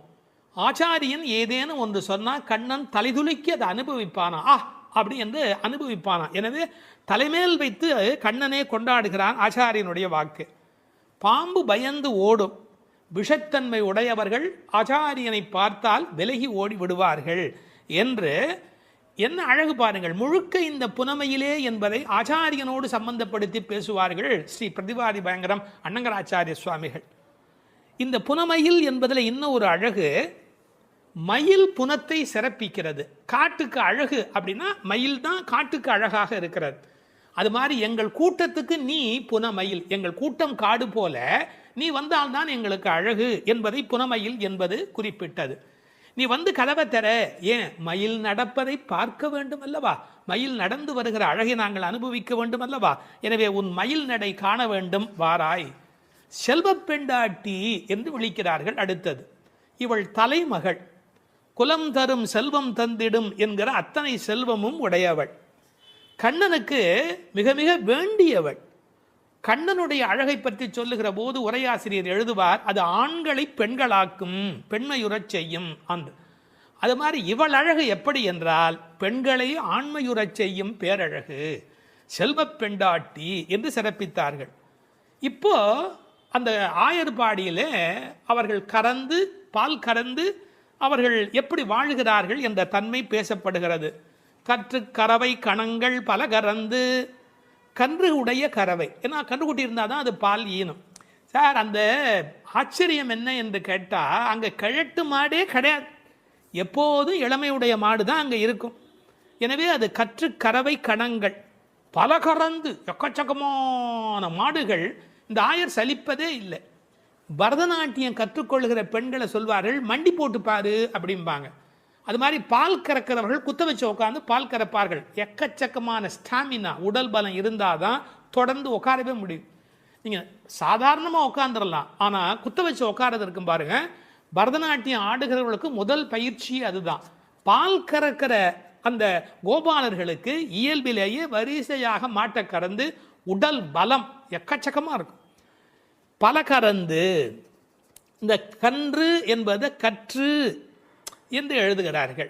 ஏன்னா மெல்லினமாக தான் இருக்கணும் கன்று. அது எப்படி வல்லினம் ஆயிட்டுனா கண்ணுக்குட்டி மாதிரியா இருக்குது, அதுவே அவ்வளோ வலிமையாக துள்ளி குதிச்சுக்கிட்டு இருக்குது. அப்புறம் கன்றுன்னு எப்படி சொல்கிறது, அது கற்று. இதுக்கும் ஆழமான ஒரு உரை சொல்லுகிற வழக்கம் எப்படின்னா, கல்வி கற்று அப்படின்னா கல்வியின் மூலமாக. அதாவது இது கண்ணுக்குட்டி அப்படிங்கிற அர்த்தத்தை தாண்டி நிறைய கல்வி கற்ற சிஷ்ய கோடிகளோடு ஆச்சாரியன் வருகிற பேரழகு, இப்படி ஆச்சாரியனோடு சம்பந்தப்படுத்தி அந்த பாடலுக்கு விளக்கம் சொல்வது உண்டு. பசுவனுடைய சிறப்பை சொல்வதாக இருந்தால் அந்த கோதூளி, அதனுடைய கால் தூசிக்கு பெருமை அதிகம். அந்த பசுவினுடைய அந்த கொட்டில் இருக்கு இல்லையா, மாட்டு கொட்டில், அங்கே போய் உட்காந்தா மன அமைதி கிடைக்கும். வாழ்க்கையில் மனதில் ரொம்ப அதிக துன்பம் உடையவர்கள் பசுக்கள் குடியிருக்கிற கொட்டிலில் போய் பசுக்களை தொட்டு தடவி கொஞ்ச நேரம் அங்கே இருந்தால் அடைய முடியாத அமைதி அடைவார்கள், நோயிலே இருந்து நீங்குவார்கள்னு இப்போ கண்டுபிடிச்சிருக்கிறாங்க. இப்படி ஒருவரே பல மாடு கடந்து எடுக்கக்கூடிய உடல் பலம் உடையவர்கள். ஆனால் வெறும்னா பால் கறக்கிற ஆட்கள்னு நாம் நினைக்கக்கூடாது. எதிரிகள் யாராவது, எதிரினா இவங்களுக்கு கிடையாது, கண்ணனை எதிர்க்கிறதுக்கு யாராவது வந்தால் செற்றார் திரளழிய சென்று செரு செய்யும். வேடிக்கையாக சொல்லுவாங்க, டே என் ஏரியாவுக்கு வாடா பார்த்துக்கிறேன் அப்படின்னு. அது மாதிரி சிங்கத்தை குகையிலேயே சந்திப்பது போல எதிரிகளுடைய கோட்டைக்கு உள்ளேயே புகுந்து அவர்களை அடித்து நொறுக்குவார்கள். கிருஷ்ணனுடைய எதிரிகளை தங்கள் எதிரிகளாக நினைத்து கொள்வார்கள். செற்றார் திரளழிய சென்று செரு செய்யும். ராமனை பற்றி பாடும்போது சென்று அங்கு தென்னிலங்கை செற்றாய் திரள் போற்றினாலே, இந்த ஆயர்பாடியில் இருக்கிற கோபாலரும் சென்று சண்டையிடுகிறவர்கள். குற்றமொன்றில்லாத கோவலர். அவங்களுக்கு இடக்கை வழக்கை தெரியாது. படித்து வந்தானே சார் விஷமம் பண்ணுவான், கல்வி உள்ளவன் தானே அதிக வம்பு பண்ணுவான். இவங்களுக்கு எந்த குற்றமுமே கிடையாது. அப்படிப்பட்ட கோவலர்தம் பொற்கொடியே. சுற்றத்து தோழிமார் எல்லாரும் வந்து அத்தனை பேரும் வந்துட்டோம். முடி உன் வீட்டு வாசல்ல நிற்கிறோம். தேகபந்துக்கள் ஆத்ம பந்துக்கள் என்று எல்லாருமா நாங்கள் உன் வீட்டு வாசல்ல வந்து நிற்கிறோம். நீ முற்றம் புகுந்து முகில்வண்ணன் பேர் பாட. உங்கள் வீட்டு கதவை திறந்து நாங்கள் தொட்டி முற்றத்துக்குள்ளேயே வந்து நிற்கிறோம். வீடு கட்டுகிறவர்கள் பழைய காலத்தில் படி, நடை, கூடம், முற்றம், பின்னால் இருக்கிற இடம் வெளி என்று கட்டுவார்கள். நாங்கள் படியை தாண்டி நடையை தாண்டி வீட்டு முற்றத்துக்குள்ளே வந்து பாடுகிறோம். இன்னும் உன் காதில் கேட்கலையா? அணியரங்கன் திருமுற்றத்து அடியார் தங்கள் இன்பமிகு பெரும் குழுவும் கண்டு. பெருமாள் திருமொழியில் இருக்கிற வாக்கு. ரங்கநாதனுடைய முற்றத்தில் வந்து நின்று கொண்டு பாடுவார்கள். அதுபோல நாங்கள் இப்போது பாடிக்கொண்டிருக்கிறோம். முற்றம் புகுந்து முகில் வண்ணன் பேர் பாட. ஒரு அழகு சொல்லட்டுமா? உன்னை புனமயில் என்று வர்ணிக்கிறார்கள். மயில் எப்போ ஆடும்? முகில் பார்த்தா ஆடும். கண்ணன் முகில் வண்ணன், நீ புனமயில், அவனுக்கென்று ஆடப் பிறந்தவள். முகில் வண்ணன் பேர் பாட சிற்றாதே. சிற்றாதேன்னா அசையாம கிடக்கிறமா, நீ உடம்பு கூட அசையில. நாங்கள் இவ்வளோ பேர் பாடுறோம், ஒரு குலுங்கல் ஒன்றுமே இல்லையே. பேசாதே, பதிலும் நீ பேச மாட்டேங்கிற. செல்வ பெண்டாட்டி, ரொம்ப உனக்கு நாம் கண்ணனுக்கு வேண்டியவன் அப்படிங்கிற ஒரு ஒரு கர்வம் வந்து விட்டதா? செல்வ பெண்டாட்டி நீ எற்றுக்கு உறங்கும் பொருள் ஏலோர் எம்பாவாய். உறக்கத்தில் அர்த்தமே இல்லையேடி, அர்த்தமில்லாத தூக்கத்தில் போய் ஆழ்ந்து கிடக்கிறாயே என்று பேசுவதாக அமைந்திருக்கிறது இந்த பாடல். 9வது பாடல்.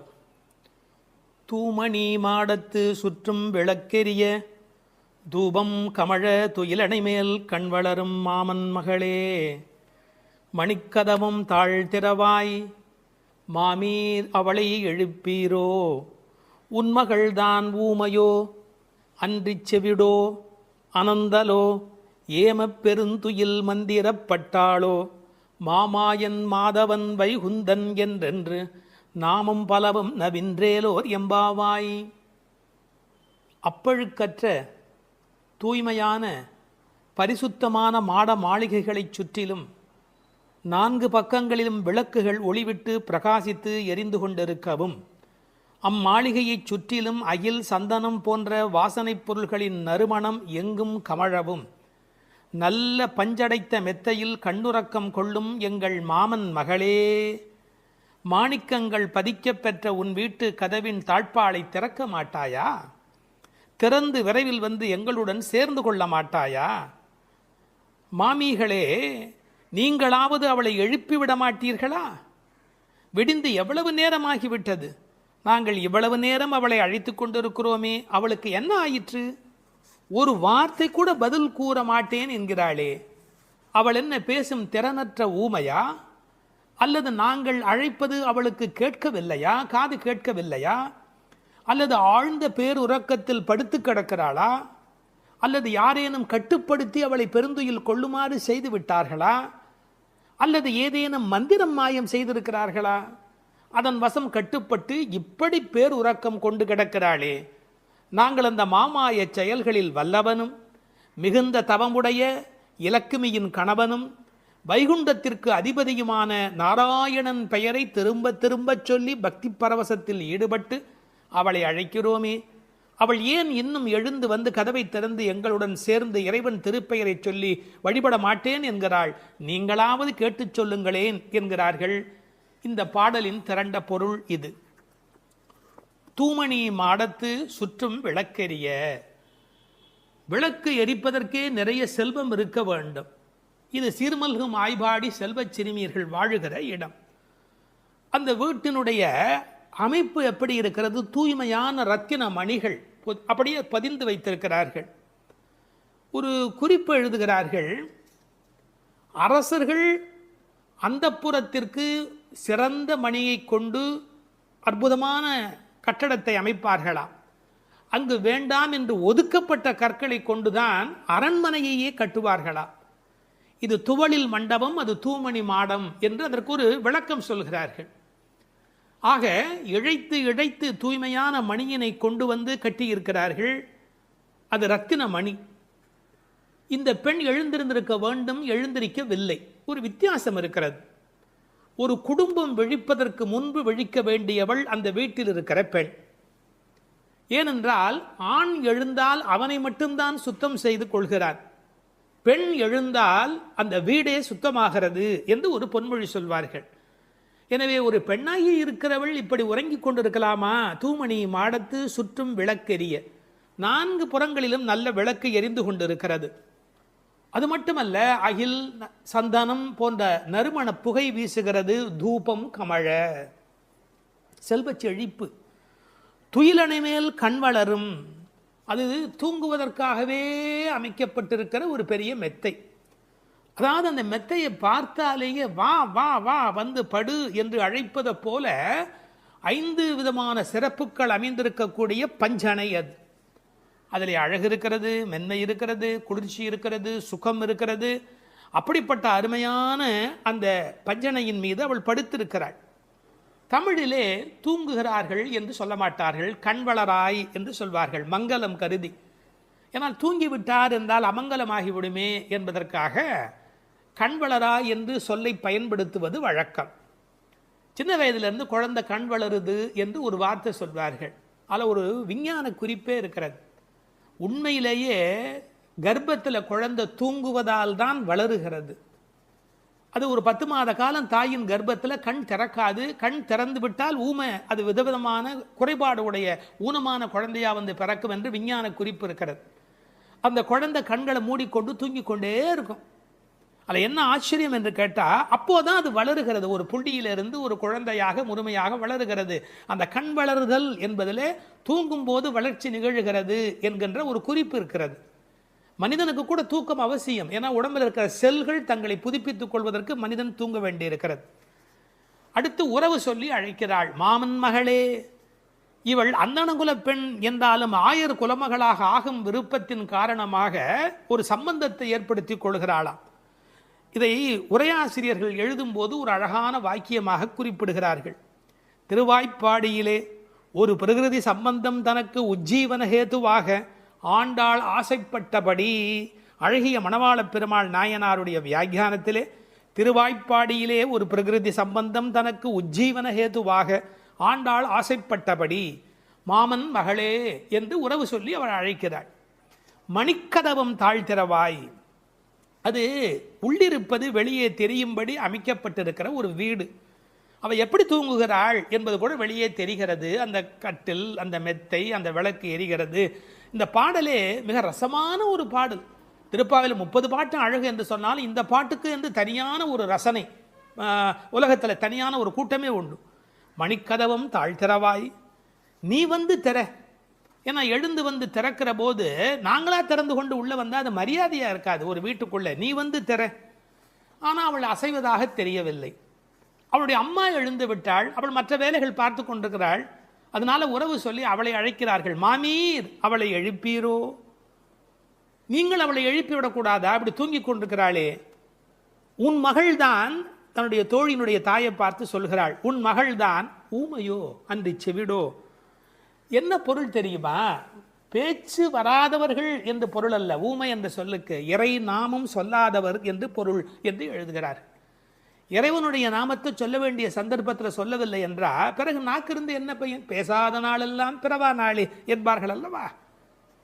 உண்ணா நாள் என்பது இந்த உலகத்தில் சாப்பிடாத நாள் அல்ல, உன்னை வணங்காத நாள் தான் உண்மையிலேயே உண்ணா நாள் என்று குறிப்பிடுவார்கள். ஊமையோ அன்றி செவிடோ. ஏன்னா இறைவன் புகழ் கேளாத செவியென்ன செவியே என்று சிலப்பதிகாரம் பேசும். இந்த பெருமானுடைய புகழை நாங்கள் சொல்லுகிறோம், அவள் காதிருந்தும் கேட்கவில்லையே. நேற்று வரை நன்றாக பேசினாளே, இன்று என்ன ஊமையாகிவிட்டாளா? அழைப்பு அவள் காதில் போய் விழவில்லையா? அல்லது இரண்டுமே அவளுக்கு இணைந்து விட்டதா? சோம்பல் வயப்பட்டாளா? யாரேனும் மந்திரம் மாயம் செய்து விட்டார்களா? என்ன நடந்து விட்டது? ஊமையோ அன்றி செவிடோ, மாமாயன் மாதவன் வைகுந்தன் என்றென்று நாமும் பலவும் நவின்றேலோர் எம்பாவாய். ஏன்னா மந்திர துயில் பட்டாளே, இப்படி அவள் பிடிவாதமான ஒரு தூக்கத்தில் போய் மாட்டிக்கொண்டு இருக்கிறாளே. நாங்கள் அழைக்கிறோம், எதை சொல்லி அழைக்கிறோம்? மாமாயன், மகா மாயையில் வல்லவனாகிய பெருமான். மாதவன், நம்முடைய சாதாரண தவம் அல்ல, எல்லா தவங்களுக்கும் அப்பாற்பட்ட பெரும்பொருள். அந்த தவத்தால் அடைய வேண்டியவன் கருணையினால் தானாகவே நம்மிடத்தில் வருவதால் அவன் மாதவன். வைகுந்தத்தில் இருக்கிறவன் என்றாலும் கருணை காரணமாக ஒவ்வொரு கோயிலிலும் அர்ச்சாவதாரத்தில் எழுந்தருளி இருக்கின்றவன். வைகுண்டபதி என்றாலும் இந்த பூமிக்கு கிடைக்கிறவன். வைகுந்தன் என்றென்று நாமும் பலவும் நவின்று. உண்மையிலேயே திருப்பாவையினுடைய நோக்கமே இறைவனுடைய நாமத்தை பல வகையில் சொல்வது. இறைவனுடைய நாமத்துக்கு மிகுந்த சக்தி அதிகம். கட்டிப்பொன் போலே அவன், பணிப்பொன் போலே திருநாமம் என்று உரை எழுதுவார்கள். அதாவது தங்கத்தில் ஒரு பெரிய கட்டி இருந்தால் கூட அதை வைத்துக்கொண்டு என்ன பண்ணுவது? ஆனால் பணிக்கப்பட்ட பொன், வளைக்கப்பட்ட பொன்னாக இருந்தால் அது பல சமயத்தில் ஆபத்துக்கு உதவும். ஒரு மோதிரமாக இருந்தால் அடகு கடையில் வைத்து கூட ஒரு ஆபத்திலேருந்து வெளியில் வரலாம். இறைவன் வைகுந்தத்திலே இருக்கிறான் என்று சொன்னால் கட்டிப்பொன் போலே, ஆனால் பணிப்பொன் போலே அவனுடைய திருநாமம், நாமம் பலவும். இன்னும் கூட நிறைய விளக்கங்கள் சொல்வார்கள். இறைவனுடைய நாமம் இறைவனை விட செல்வாக்கு உடையது என்று. ஒரு வங்கிக்கு போகிறோம், செக்கில் கையெழுத்து போட்டு கொடுத்தா நம்ம கையெழுத்துக்கு தான் அதிக பலம் இருக்குமே ஒழிய, நாமே போய் நின்று கொண்டு பணம் கொடுன்னு கேட்டால் கூட கொடுக்கறதுக்கு யோசிப்பா. எப்படி கொடுப்பார்கள்? கையெழுத்துக்கு அவ்வளோ பெரிய சக்தி இருக்கிறது. அதுபோல் நாமும் இறைவனை காட்டிலும் வலிமை உடையது என்று ஒரு குறிப்பு சொல்வார்கள். ஒரு சின்ன வரலாறு. காஞ்சி மகா சுவாமிகள் உடல்நலக் குறைவு மாதிரி ஜுரத்தில் இருக்கிறார்கள். மருத்துவர் வர சொன்னார்கள். அவர் உடனே மருந்தெல்லாம் கொடுக்க வேண்டி இருக்குமோ என்ற எண்ணத்தில் அவர் வந்தார். உன்னை யார் இப்படிலாம் வர சொன்னா? நீ உட்கார், நான் இப்போ என்னுடைய டெம்பரேச்சர் எடுத்துக்கோ, விஷ்ணு சஹஸ்ரநாமம் சொல்ல போகிறேன், சொல்லி முடிச்சதுக்கப்புறம் டெம்பரேச்சர் எப்படி இருக்கு பார் அப்படின்னு சொல்லிட்டு விஷ்ணு சஹஸ்ரநாமம் சொல்லுவதற்கு முன்பு ஜுரம் இருந்தது. சொல்லி முடித்த பிறகு ஜுரம் இல்லவே இல்லை. உன்னை எதுக்கு தெரியுமா கூப்பிட்டேன்? மருந்து கொடுத்து தான் இதை காப்பாற்றணுங்கிறது இல்லை, விஷ்ணு சஹஸ்ரநாமம் சொன்னாலேயே ஜுரம் போயிடும்னு தெரிஞ்சுக்கோ என்று ஒரு செய்தி சொன்னதாக ஒரு வரலாறு உண்டு. அவனுடைய நாமம் எல்லா நோய்களையும் போக்கக்கூடியது. அந்த நாமம் பலவும் நவின்றேலோர் எம்பாவாய். அந்த நாமங்களை நாம் வாய் திறந்து பாடுவோம் என்பதாக இந்த பாட்டு நிறைவு பெறுகிறது. திருப்பாவை 10ஆம் பாடல். நோற்றுச் சுவர்க்கம் புகுகின்ற அம்மனாய், மாற்றமும் தாராரோ வாசல் திறவாதார், நாற்றத்துழாய் முடி நாராயணன் நம்மால் போற்றப் பறைதரும் புண்ணியனால், பண்டொரு நாள் கூற்றத்தின் வாய் வீழ்ந்த கும்பகர்ணனும் தோற்றும் உனக்கே பெரும் துயில்தான் தந்தானோ, ஆற்ற அனந்தல் உடையாய் அருங்கலமே தேற்றமாய் வந்து திறவேலோர் எம்பாவாய். இந்த பாடலை நோன்பின் பெருமையால் கண்ணனை கையில் கனிபோல் அடைந்த ஒரு பக்திமிக்க பாவை எழுப்பப்படுகிறாள் என்றும் பார்க்கலாம். அல்லது தூக்கத்தையே நோன்பாக கருதி சோம்பி கிடக்கிற ஒருவளை கேலி பேசுவதாகவும் பொருள் கொள்ளலாம். இப்போது பாடலின் பொருளை முதலில் பார்ப்போம். நோன்பின் பலன் கைவரப் பெற்று அதன் விளைவாக சொர்க்கத்தையே அடைகின்ற பெண்ணே, அந்த சொர்க்கத்தினுள்ளே புகும் பெண் என்றாலும் உறக்கத்தை நோன்பாக கொண்டவளே என்று இன்னொரு பொருள். நீ வாயில் கதவைத்தான் திறக்கவில்லை, வாயை திறந்து பதில் கூடவா சொல்லக்கூடாது? மனம் நிறைந்த திருத்துழாய் துளசி மாலையை திருமுடியில் அணிந்திருக்கிற நாராயணன், நமது போற்றுதலை ஏற்று பலனை வழங்குகின்ற புண்ணியன், முன்னொரு காலத்தில் யவனுக்கு இரையாகி போன கும்பகர்ணன் உன்னுடன் தூக்கப் போட்டிக்கு வந்து தோற்று பெரிய தூக்கத்தை தன் தோல்வியின் அடையாளமாக உனக்கு வழங்கிவிட்டானா என்ன? மிகுந்த சோர்வும் சோம்பலும் ஏன் உனக்கு? இந்த குழுவுக்கே ஒப்பற்ற அணிகலன் போல விளங்குகிறளா அல்லவா நீ? படுக்கையை விட்டு தெளிவுடன் எழுந்து வந்து கதவை திற என்று வெளியில் நின்ற தோழியர் உள்ளே படுத்திருப்பவளை அழைக்கிறார்கள். இதுவே பாடலின் திரண்ட பொருள். இங்கே கேலியும் கிண்டலும் கூட ஒரு வகையான விளையாட்டாக எடுத்துக்கொள்ள ஒரு பகுதி இடம் கொடுக்கிறது. ஒரு பெண் சொல்லி இருக்கிறாள், நான் கடுமையான தவம் பண்ணி சொர்க்கம் போகப் போகிறேன் என்று இவர்கள் பேசிக்கொண்டிருக்கிற போது தோழிகளுக்கு மத்தியில் சொல்லி இருக்கிறாள். அவளை இப்போது எழுப்ப வந்திருக்கிறார்கள். ஆஹா, அடியம்மா, நீ சொர்க்கம் போகிற லட்சணம் என்ன என்று எங்களுக்கு தெரியாதா? நோற்று சொர்க்கம் போகுகின்ற அம்மனாய், நீ தவம் பண்ணி சொர்க்கம் போவேன் என்று சொன்னாயே, இப்போது படுத்து கிடக்கிறாயே. இப்படி எடுத்துக்கொண்டால் அது ஒரு கேலியான, கிண்டலான, அவளை பற்றி பேசுகிற ஒரு விளையாட்டு பேச்சாக பொருளாகிறது. உண்மையிலேயே எடுத்துக்கொண்டால் அவள் உண்மையான, கடினமான முயற்சி உடையவள். எல்லா நோன்புகளையும் சரியாக மேற்கொள்ளுகிறவள். நாளை வைகுந்தம் சேர வேண்டும் என்ற எண்ணத்தில் தன் வாழ்நெறியை அமைத்து கொண்டவள். எனவே நோற்று சொர்க்கம் போகின்ற அம்மனாய், பெருமைக்கு உரியவளே, நீ தவம் பண்ணி மேலே போவேன் என்று சொன்னாயே, இப்போது தூங்கிக் கொண்டிருக்கிறாயே என்று 2 வகையிலேயும் பாவத்தை மாற்றி பொருள் சொல்லக்கூடிய பாடல் வரி இது. சொர்க்கம் எது, நரகம் எது? ராமாயணத்திலே சீதா பிராட்டியார் சொல்கிறார், உன்னோடு இருப்பதுதான் எனக்கு சொர்க்கம். ராமனிடத்திலே சொல்கிறார், உன்னை பிரிந்தால் அது நரகமாக ஆகிவிடுகிறது. ஆகவே பெருமானோடு இருக்கிற நேரம்தான் சொர்க்கம். இவள் ஒருவேளை தன் தவத்தின் பலனால் பெருமாளோடு இருக்கிறவளோ, இறைவனுடைய நினைப்பே சொர்க்கமாகிறது, மறப்பே நரகமாகிறது. இது இன்னொரு சிந்தனை. இவளுடைய இயல்பு பக்குவம் காரணமாக உயர்ந்து போய் சாது கோஷ்டியில் சேர்ந்துவிட்ட காரணத்தால் சாமானியரோடு நமக்கென்ன பேச்சு என்ற எண்ணத்தில் வாயாடாமல் இருக்கிறாளோ என்பதை அடுத்த வரி நமக்கு புலப்படுத்தும். தனக்கு உரிய நல்ல கோஷ்டியிலே இருப்பது, சிறந்தவர்களோடு அந்த வர்க்கத்தில் இருப்பதுதான் சொர்க்கமாக மாறுகிறது. நீ அப்படி தகுந்த சாது கோஷ்டியிலே போய் சேர்ந்து விட்டதால் எங்களோடெல்லாம் பேசக்கூடாது என்பதற்காக மாற்றமும் தாராரோ, நீ பதில் தராமல் இருக்கிறாயா என்று ஒரு கேள்வி எழுகிறது. அம்மாடி, உன்னால் வீட்டு வாசல் திறக்க முடியவில்லை, வீட்டு வாசலே திறக்க முடியவில்லையே, உனக்காக வைகுந்த வாசல் திறக்கப் போகிறதா என்று இன்னொரு கிண்டல் பொருளும் அதற்குள்ளே இருக்கிறது. மாற்றம் தாராரோ, வாசல் திறவாதார். ஒருவேளை உண்ணாவிரதம் மாதிரி மௌன விரதம் இருக்கிறாயா? அட, வாயில் திறப்பது கடினம், வாயை திறப்பது கூடவா கடினம்? வாசல் செம்மினால் வாயும் செம்ம வேண்டுமோ என்று வியாக்கியானத்திலே இந்த இடத்தை குறிப்பிடுவார்கள். நீ எழுந்து பேச வேண்டாம், கதவை திறக்கக்கூடாதா? கதவை திறக்க வேண்டாம், வாயாலாவது பதில் சொல்லக்கூடாதா? ஏன் இப்படி நீ இருக்கிறாய் என்று அந்த பெண்ணை கேட்பது போல் அந்த பாடல் அமைந்திருக்கிறது. அடுத்து நாராயணனை சொல்லுகிறார்கள். நாற்றத் துழாய்முடி நாராயணன். உலகத்திலேயே மிகப்பெரிய சிறப்பு துளசிக்கு உண்டு. பிறக்கும் போதே அது நறுமணத்தோடு பிறப்பது. அதனால்தான் பின்னாலே பாடுகிறார்கள், இருந்தவண்ணாகிலும் கொண்டு வீசுமினி. துளசி கிடைக்கவில்லை என்றாலும் பரவாயில்லை, துளசி இருந்த மண்ணை எடுத்தாவது எங்கள் மீது வீசுங்கள் என்பார்கள். ஒரு பெருமாள் கோயிலுக்குள் போகிற போது நமக்கு கிடைக்கிற மிகப்பெரிய இன்பமே அந்த திருத்துழாய் நறுமணம். பச்சை கற்பூரம் அது இன்னொரு பக்கம், திருத்துழாய் நறுமணம்தான் கோயிலின் சிறப்பழகு. கண்ணன் திருத்துழாய் அணிந்து அங்கு வந்து சென்றால் 100 குழிக்கு தாங்கும் என்று உரை எழுதுவார்கள். அதாவது அவன் வந்து போன வாசம் அந்த இடம் முழுவதும் நிறைந்திருக்குமா. இப்போது திருத்துழாய் வாசம் வருவதாலே இந்த பெண்களுக்கு உள்ளூர ஒரு கவலை, ஒருவேளை கண்ணன் இங்கே உள்ளே வந்துவிட்டு போயிருக்கிறானோ என்கிற ஒரு சின்ன கவலையும் வெளிப்பட பேசுகிறார்கள். நாற்றத் துழாய்முடி நாராயணன். நான் துளசியை பற்றி ஒரு மருத்துவ புத்தகம் படித்து கொண்டிருந்தேன். அதில் துளசி பிராணசக்தியை கூட்டி நம்முடைய கபத்தை குறைக்கக்கூடியது. அது மட்டுமல்ல, அது 100 வகையான மேலான மருந்தாக அது பயன்பட்டு கொண்டிருக்கிறது.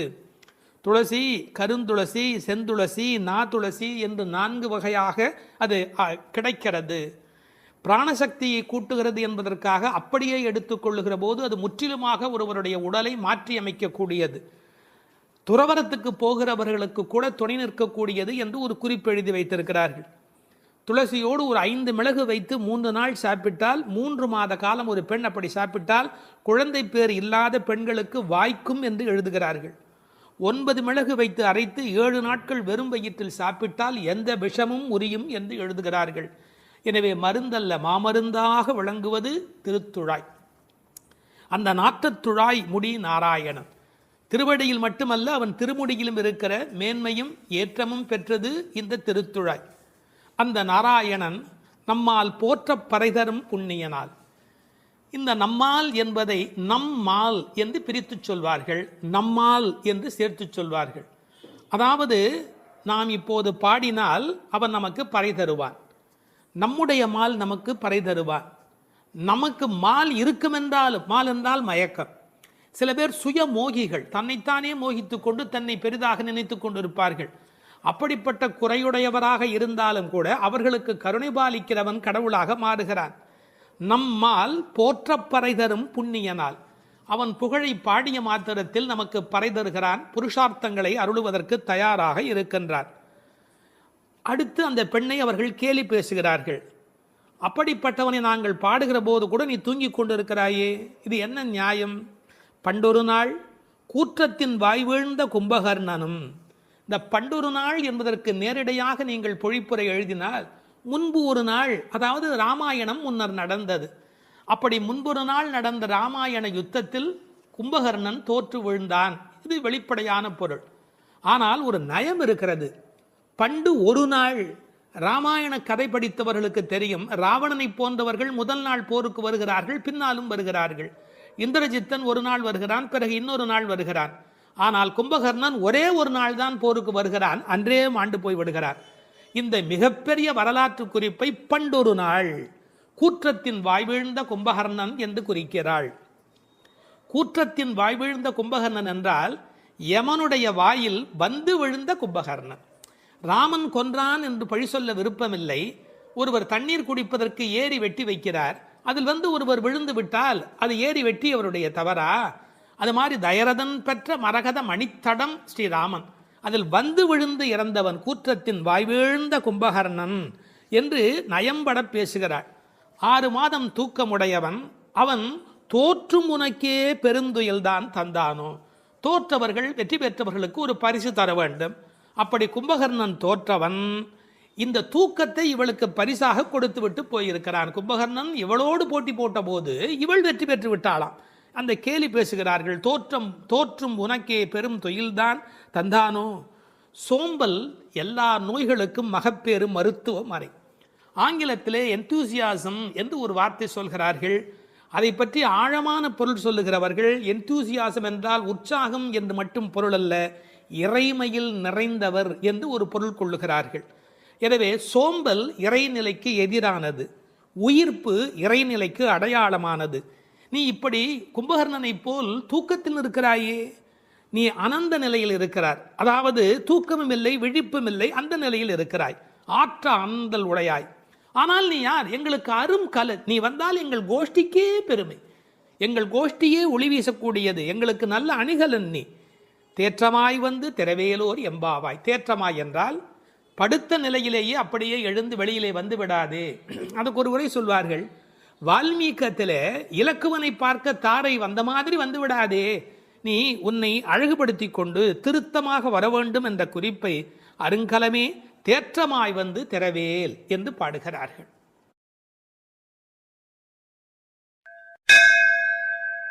12ஆம் பாடல். கனைத்திளம் கற்றெருமை கன்றுக்கு இறங்கி நினைத்து முலை வழியே நின்று பால் சோர நனைத்தில்லம் சேராக்கும் நற்செல்வன் தங்காய் பனித்தலை வீழனின் வாசல் கடை பற்றி சினத்தினால் தென்னிலங்கை கோமானைச் செற்ற மனத்துக்கு இனியானை பாடவும் நீ வாய் திறவாய். இனித்தான் எழுந்திராய் ஈதன்ன பேருறக்கம் அனைத்தில்லத்தாரும் அறிந்தேலோர் எம்பாவாய்.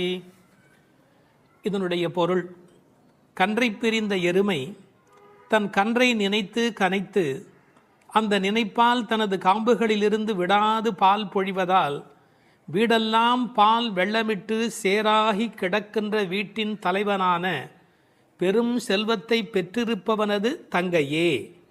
முன்பு பெரும் கோபத்தால் தென்னிலங்கை மன்னனான ராவணனை அழித்து ஒழித்த மனத்திற்கு இனியவனான ராமபிரானை புகழ்ந்து மார்கழி மாத பனி தலையில் விழுந்து கொண்டிருக்க நாங்கள் உன் வீட்டு வாசலில் கீர்த்தனம் செய்வதை கேட்டும் நீ உறங்கலாமா? கதவை திற, பொழுது விடிந்து இன்னும் நீ உறங்குவது எல்லா வீட்டாருக்கும் தெரிந்து விட்டது, இனியாவது எழுந்திரு, என்ன இது பெரிய உறக்கம் என்கிறார்கள். இந்த பாடலில் எழுப்பப்படுகிறவள் கண்ணபெருமானுடைய நெருங்கிய நண்பனுடைய தங்கை. அவளை எழுப்புகிற போது நற்செல்வன் தங்காய் என்று அவர்கள் அன்போடு அழைக்கிறார்கள். சூழலை முதலில் வர்ணிக்கிறார்கள். ஒரு எருமை அவிழ்த்து விட்ட பிறகும் பால் கறவாமல் விட்டுவிட்டதால் தன் கன்றை நினைத்து அது பால் பொழிகிறது, அதனால் வீடு சேராகிறது. கனைத்திளம் கற்று எருமை கன்றுக்கு இறங்கி நினைத்து முலைவழியே நின்று பால் சோர என்று பாடலிலே வருகிறது. பக்தி இலக்கியங்களுடைய அடிப்படை நாதமே அன்புதான் பிரமாதம். உண்மையிலேயே வாழ்க்கை ஒரு அறிவுபூர்வமான ஏற்பாடு அல்ல, அது அன்பு பூர்வமான ஒரு ஏற்பாடு. ஒரு எருமையே இப்படி இருக்குமானால் இறைமை என்ற இறை தத்துவத்தில் ஈடுபட்டவர்கள் எவ்வளவு இரக்கத்தோடு இருக்க வேண்டிய கடமை உடையவர்கள். எருமை மாடு கன்றுக்கு இறங்கி பால் சொரிவதை கவிச்சக்கரவர்த்தி கம்பன் பாடிக்காட்டி இருக்கிறார். எருமைகள் பால் பொழிய அன்னக்குஞ்சுகள் அந்த பாலை அருந்தி மகிழ்ந்தன என்று ஒரு கற்பனையிலே பாடுகிறார். சேல் உண்ட ஒன்கணாரின் திரிகின்ற செங்கால் அன்னம் மால் உண்ட நளினப்பள்ளி வளர்த்திய மழலைப் பிள்ளை கால் உண்ட சேற்று மேது கன்று உள்ளி கனைப்பச் சோர்ந்த பால் உண்டு துயில பச்சை தேரை தாலாட்டும் பண்ணை என்று எழுதுகிறார். நாட்டு வளத்தை எழுதுகிற போது தாமரைப்பூவில் உறங்கிக் கொண்டிருக்கிற அன்னக்குஞ்சுகளுக்கு எருமை மாடு தன்னுடைய கன்றை நினைத்து சொரிந்த பால் அவைகளுக்கு கிடைத்தன என்று கோசல நாட்டு வளத்தை பாடுகிற போது குறிப்பிடுகிறார். உண்மையிலேயே இந்த எருமைகள் இப்படி பால் கறக்கும் என்கிற தன்மையினை வேறு ஒரு வகையில் சங்க இலக்கியத்தில் ஒரு புலவர் பாடிக்காட்டி இருக்கிறார். வெள்ளி வீதியார் என்ற ஒரு புலவர். அவர் வேறு ஒரு கோணத்தில் சொல்லுகிறார். காமத்தை பற்றி பாடுகிற போது தலைவன் வந்து எங்களை அனுபவிக்கவில்லை, எங்கள் இளமையோ வீணாகிறது, எங்களுக்கும் பயனில்லை அவனுக்கும் பயனில்லை, உடம்பில் பசலை நோய் வந்து துன்பப்படுகிறேன் என்று எழுதுகிறார். கன்றும் உண்ணாது கலத்தினும் படாது நல் ஆண் தீம்பால் நிலத்து உக்காங்கு அவர் பசு என்று எழுதுகிறார். இது சங்க இலக்கிய பாடல். ஆண்டாள் சங்க இலக்கியங்களை படித்தவள் என்பதற்கு இது ஒரு அடையாளம். கன்றும் உண்ணாது கலத்தினும் படாது நல்லான் தீம்பால் நிலத்து உக்காங்கு எனக்கும் ஆகாது என்னைக்கும் உதவாது பசலை உணியர் வேண்டும் என்று குறுந்தொகையிலே வெள்ளி வீதியார் என்ற புலவர் எழுதி காட்டியிருக்கிறார். இன்னொரு கோணத்திலே பார்க்கிற போது வியாக்கியானம் பண்ணினவர்கள் எருமை மாடு கன்றை நினைத்து படுகிற பாட்டை சொல்லிவிட்டு எருமைகள் கரவாவிட்டால் படும் பாடு இந்த பெண்கள் கோபியர் சொல்லுகிறார்களா என்ன, அனைவரும் எருமை படுகிற பாட்டை நாங்கள் அல்லவா உன்னாலே படுகிறோம் என்று கண்ணனுக்கு புரிய வைக்கிறார்களாம். எனவே கனைத்திளம் கற்றெருமை கன்றுக்கு இறங்கி நினைத்து முலைவழியே நின்று பால் சோர. சென்ற பாடலிலே பால் கறப்பதை பற்றிய குறிப்பு வந்தது. கற்றுக்கறவை கணங்கள் பல கறந்து என்று வரும். இந்த பாடலிலே பால் கறவாமையை பற்றிய குறிப்பு வந்தது. அப்படியானால் எது உண்மை? இப்படி எடுத்துக்கொள்ள வேணும். பக்தி யோகத்தில் ஈடுபட்டிருக்கிற தன்மையினை இந்த பாடலும், கர்மயோகத்தில் ஈடுபட்டிருக்கிறவர்களை பற்றிய குறிப்பை அந்த பாடலிலும் ஆண்டாள் குறிப்பிடுகிறாள் என்று பொருள் கொள்ள வேண்டும். நற்செல்வன் தங்காய், சிறந்த செல்வமுடையவனுடைய தங்கையே. அவன் எப்படி நற்செல்வனாக இருக்கிறான்? கண்ணனுடைய மிக நெருங்கிய நண்பன் ஒருவன். அதை ஆழ்வார் பாடுகிற போது சொல்லுகிறார். பெரியாழ்வார் திருமொழியிலே சுரிகையும் தெரிவில்லும் செண்டுகோலும் மேலாடையும் தோழன்மார் கொண்டு ஓட ஒரு கையால் ஒருவன் தன் தோளை ஊன்றி. கண்ணன் எப்போதும் யாராவது ஒருத்தனுடைய தோளை அணைத்தபடி இருக்கிறானா? அப்படி ஒரு கையால் ஒருவன் தன் தோளை ஊன்றி. எனவே கண்ணனுடைய மிக நெருக்கமான நண்பன் அவனை விட்டு வராமையினாலே அவன் வீட்டு எருமை கறவாதபடி போயிற்று என்று பொருள் கொள்ள வேண்டும். தமிழிலே மாடு என்பதே செல்வத்தை குறிப்பது. எனவே அந்த மாட்டின் பெருஞ்செல்வம் உடையதால் நற்செல்வன் தங்காய் என்று பொருள் செய்தார்கள். தத்துவார்த்தமாக பொருள் செய்தவர்கள் ஆண்டாளுக்கு சகோதரராக எம்பெருமானாரை சொல்லுகிற மரபு வழி சிந்தனையினை கொண்டு வருகிறார்கள். பெரியாழ்வார் பெற்றெடுத்த பெண் பிள்ளை வாழியே, பெரும் புதூர் மாமுனிக்கு பின்னானாய் வாழியே என்று ராமானுஜருக்கு தங்கையாக ஆண்டாள் பேசப்படுகிறாளே. கோயில் அண்ணா வாரும் என்று ஆண்டாள் அழைத்தாளே, அந்த இங்கு நினைவூட்டி நற்செல்வன் தங்காய் என்ற ஆண்டாளையே குறிப்பிடுகிறார்கள். அது மட்டுமல்ல, கைங்கரிய லக்ஷ்மி அதுதானே செல்வம், இந்த உலகத்தில் பகவானுக்கு செய்கிற சேவையே பெரிய செல்வம் என்று வேறு ஒரு கோணத்திலும் இதற்கு உரை எழுதுவார்கள். இந்த பெண்கள் இப்போது பேசுகிறார்கள், அம்மா உன் வீட்டு வாசலிலே மார்கழி பனி தலையிலே வந்து விழுகிறது, நாங்கள் எதை பிடித்து கொண்டு நிற்கிறோம் தெரியுமா? உன் வீடு சேராகி கிடக்கிறது, எருமை பால் ஓட ஓட கீழே கால் வைக்க முடியவில்லை, சேராகி இருக்கிறது. பழைய காலத்தில் வீட்டு கதவுல நாதாங்கி என்று ஒன்று தொங்கும், அதைத்தான் நாதம் சத்தம் போடுவார்கள், தட்டினா வீட்டுக்குள்ளே கேட்கும் என்ற காலிங் பெல் இன்றைய மெத்தடில். அந்த நின் வாசல் கடையை பற்றி நாங்கள் நாதாங்கியை பற்றி கொண்டு நிற்கிறோம். அதுக்கு உரை எழுதும் போது சொன்னார்கள், மேலே பனி வெள்ளம் மனத்தே பால் வெள்ளம், தரையிலோ மேலே பனி வெள்ளம் மனத்தே மால் வெள்ளம், மால்னா திருமால், மனத்தே மால் வெள்ளம் தரையிலே பால் வெள்ளமாய் தெப்பம் வற்றுவாரை போலே உன் வீட்டு நாதாங்கியை பிடித்து தொங்கிக் கொண்டிருக்கிறது கான். அப்படியெல்லாம் அந்த நாதாங்கியை பிடித்து கொண்டு இவைகள் தொங்கிக் கொண்டு நிற்கிறார்கள். சினத்தினால் தென்னிலங்கை கோமானை செற்ற மனத்துக்கு இனியானி பாடமும் நீ வாய் திறவாய். அளவு கடந்த அநியாயம் செய்து விட்டான் ராவணன். என்ன, சீத்தையை ராமனால் பிரிய முடியாது, பிராட்டியையும் பெருமாளையும் பிரிக்கக்கூடாது. அந்த பாவத்தை செய்தமையினால் கோபப்பட்டு சினத்தினால் தென்னிலங்கை கோமான் ராவணனை செற்ற அழித்த மனத்துக்கு இனியானை பாடவும் நீ வாய் திறவாய். ராமன் மனத்துக்கு இனியவன் என யாருக்கும் எந்த நோவும் வரக்கூடாது என்று எண்ணுவது ராமனுடைய பண்பாடு. எப்படி என்று குகனை போன்ற அன்பர்கள் வருகிறார்கள், இவன் தாழ்ந்தவன் என்று நினைக்கல, ஏழை ஏதலன் கீழ்மகன் என்னாது அவனோடு அன்பு பாராட்டுகிறார். கிளிக்கு யாருடைய பெயர் வைப்பது என்று கேட்கிறாள், கைகேயி அம்மாவுடைய பெயரை வை என்று சொல்லுகிறார். இப்படி எல்லோருக்கும் மனத்துக்கு இனியனாயிருந்த அழகை வைமு கோபாலகிருஷ்ணமாச்சாரியார் உரையிலே ராமாயண பாடல்ல இருந்தே பல குறிப்பு சொல்லுகிறார்.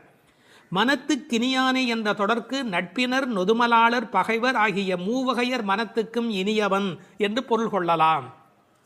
குகன விடுங்கள். அடுத்தாற் போல வாலிக்கும் ராவணனுக்கும் கூட இனியனாயிருந்தான் என்றோ, மூக்கும் காதும் வெம்முரண் முலை கண்களும் முறையால் இழந்து அரற்றிய சூர்ப்பனகையும் போக்கினீர் என் நாசி பொய்த்து என் என்றும் மேக்குயரும் நெடுமூக்கு மடந்தையர்க்கு மிகையன்றோ என்றும் பிழை செய்தீரோ என்றும் சூர்ப்பனகை ராமனை புகழ்ந்து பாடுகிறாள். மார்பில் ராமபானம் பாய்ந்து நின்ற நிலையும் வாலி ஓவியத்து எழுத ஒண்ணா உருவத்தாய் என்று சொல்லுகிறான். ஆவி போம் வேலைவாய் அறிவு தந்து அருளினாய் என்று பேசுகிறான். ராவணன் மாலியவானிடத்திலே வந்து சொல்லுகிற போது நாசம் வந்துற்ற காலை நல்லதோர் பகையை பெற்றேன் என்றார். அது மட்டுமல்ல, ராமனுடைய தோற்றத்தை பார்த்துவிட்டு சொல்லுகிறான், ராகவன் மேனி நோக்கி தீயன கொடிய வீர சேவகச் செய்வை கண்டால் நாயன தகுதும் அன்றே காமனும் நாமும் எல்லாம் என்று பகைவனை கொண்டாடுகிறான் ராவணன். எனவே ராமனிடத்தில் எல்லோரும் அன்பு பாராட்டுகிற காரணத்தினாலே அவன் மனத்துக்கு இனியவனாக இருக்கின்றான். அந்த மனத்துக்கு இனியானை நாம் பாட இனித்தான் எழுந்திராய். ராமாயணமே சொல்லிவிட்டோம், இன்னும் நீ எழவில்லையே, ஈதென்ன பேருறக்கம், இந்த உறக்கம் நியாயமா, இப்படி தூங்கி தொலைக்கிறாயே. அனைத்தில்லத்தாரும் அறிந்தார். உனக்கு வெக்கமா இல்லை? பக்கம் வீடு எதிர் வீடு எல்லாருமே நீ எழவில்லை என்பதை தெரிந்து வைத்திருக்கிறார். மனிதர்களுடைய இயல்பு தன்னை பற்றி அக்கம் பக்கம் என்ன நினைக்கும் என்கிற ஒரு கூச்ச சுபாவம் உண்டு. அதை இந்த இடத்துல எடுத்து சொல்லி அனைத்தில்லத்தாரும் அறிந்து என்று உரை எழுதினார்கள். ராமானுஜரை நினைவூட்டி உரையிலே இன்னொரு குறிப்பு சொன்னார்கள்.